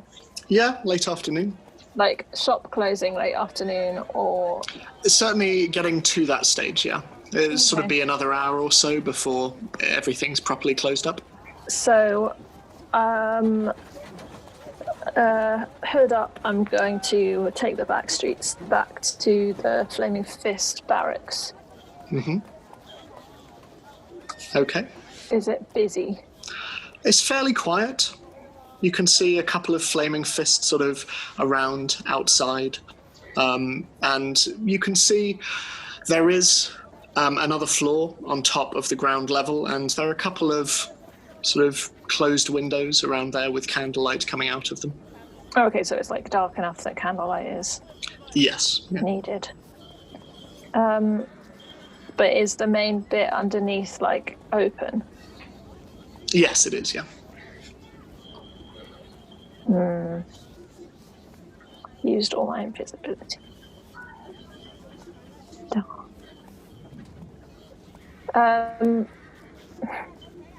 I'm gonna put my mask on. Okay. And as in obviously in a back street. And I'm going to look like... Who have I seen? Are there any guards who I've seen in this time, like, leave the building? Well, a lot of the Flaming Fist guards that you've seen do have helmets on, so you might be able to do that. Oh, okay, great. So I'll just look like a generic Flaming Fist person with a helmet on. Okay. But with my face underneath, I guess. Okay, sure. So, it happens. The illusion appears on top of you. And then I'm going to walk in the front door. Okay. You walk in, and you can see the busyness around. There are the various cells, and you can see desks as well, behind which sit a number of Flaming Fist guards who are working away at paperwork. What are you looking for? Is there anyone I recognise in there? You can see off to one corner the Captain Benedict, who gave you the job of the Heapside Rot Troll way back. He's at a desk and just sort of signing away. Forgot about that. Is there any, like, staircase or something? Yeah, you can see staircases off to one side, which seem to lead up. And are people freely going up and down those? Occasionally. It's not often, but occasionally you see Flaming Fist coming from downstairs. From upstairs, rather. Okay, so I'm going to very confidently just, like I belong there, go up the stairs. You walk up, and eventually you find yourself in a long corridor with a number of different doors down each side. and there are a couple of names on each. And as you're walking, you see that there are a couple of guards who seem to be without their armor and without their uniform. This seems to be where many of them sleep and many of them sort of live. Okay. Are any of the doors open, or are they all shut? Most of them are shut. You can see every so often a guard come out sort of with a towel and sort of whipping another one as one of them just goes, Jesus, John, and going in between the two. It's, it's a bit of both. So can I just wander around to see if I can, identify any rooms? Okay, make a perception check. 18. 18. So walking down, you see a number of different interactions between different guards, and you see a couple of them just talking amongst one another about things they'd done that day. But sort of coming down from the other end of the corridor, you see one of the guards sort of taking off his armor, and he's coming back. And you see another of the guards go, "Hey, Marcus, how was Candlekeep? Chilly enough for you?" And the guard, as he's taking off his armor, "Honestly, I'm fucking knackered. And the lieutenant's not much better either. So, be sure to keep it down." And he carries on walking. Which way did he gesticulate? Towards the end of the corridor. To a specific room, or just generally? Just generally towards the very end. Okay, so I'll head that way. Mm-hmm. And then try and ascertain which door it might be by maybe listening to see. I'd say with your previous perception check, you hear a number of the doors are fairly raucous. There's a lot of laughter and noise behind it. One door is very quiet. I'm going to gently tap on the door. A voice comes from the other side after a moment. "Come in." And I will open the door. You see a fairly small, simple, square wooden room. There's a double bed off to one side with a chest at its foot. You can see a wardrobe and a desk in the corner, and you can also see a mannequin, which has Flaming Fist armor on it. And sitting on the bed, cleaning a sword, you see, in a white vest and leather trousers, with rather surprisingly bulging biceps and long red hair cascading down her shoulders, Lieutenant Joanne. And as she cleans her sword, she looks up. "Soldier, how can I help?" I'll close the door behind me. She cocks her head a little bit at this, and is everything all right? I'm going to take out the very stale Bulgarian bun and just hold it in front of me and say, "I'm sorry it's moldy. I meant to come sooner." She just looks at you. And the sword drops to the floor, clattering against the wood. And she stands. And she walks towards you. And she reaches out, tentatively. But she reaches out for the helmet. And her hand just passes straight through it. And you feel her hand against your cheek. And she looks very confused and just...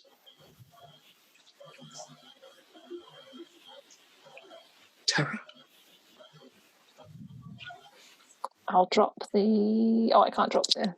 Can I drop disguise self with the mask on? I can, so I'll drop it, and then I'll take the mask off.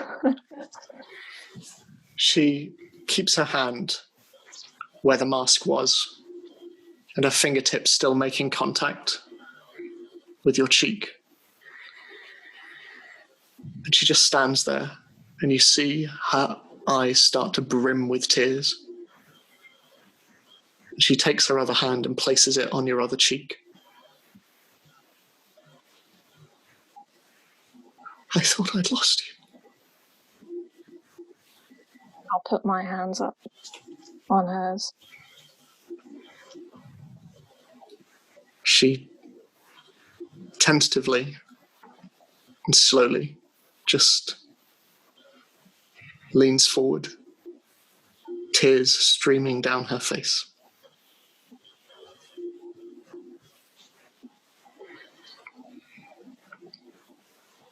She stops and just places her head on yours, forehead to forehead.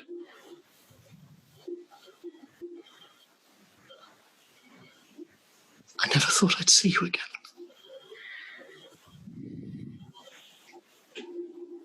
Tell me about it. I didn't think that you...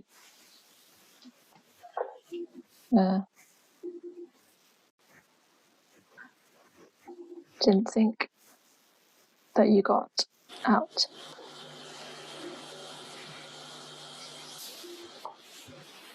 I think we should talk.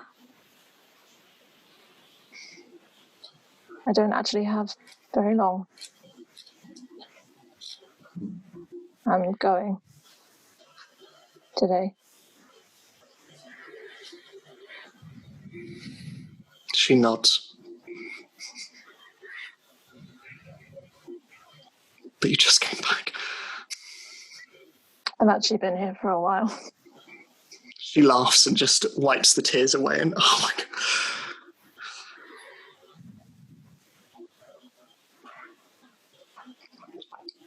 You know, I never even thought of anyone else.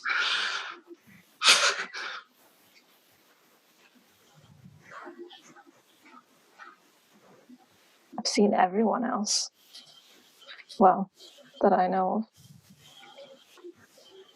But I just couldn't really get the courage to come here. What changed?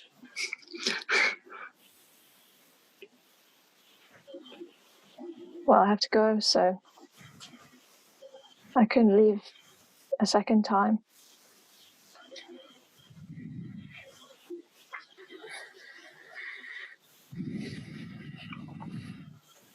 Are you coming back soon? I don't know.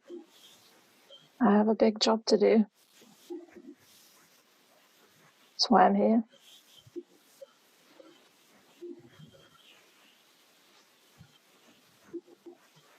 I can't let you... I think you may be somewhat closer to the job I'm doing than you realised. I was there today at the library.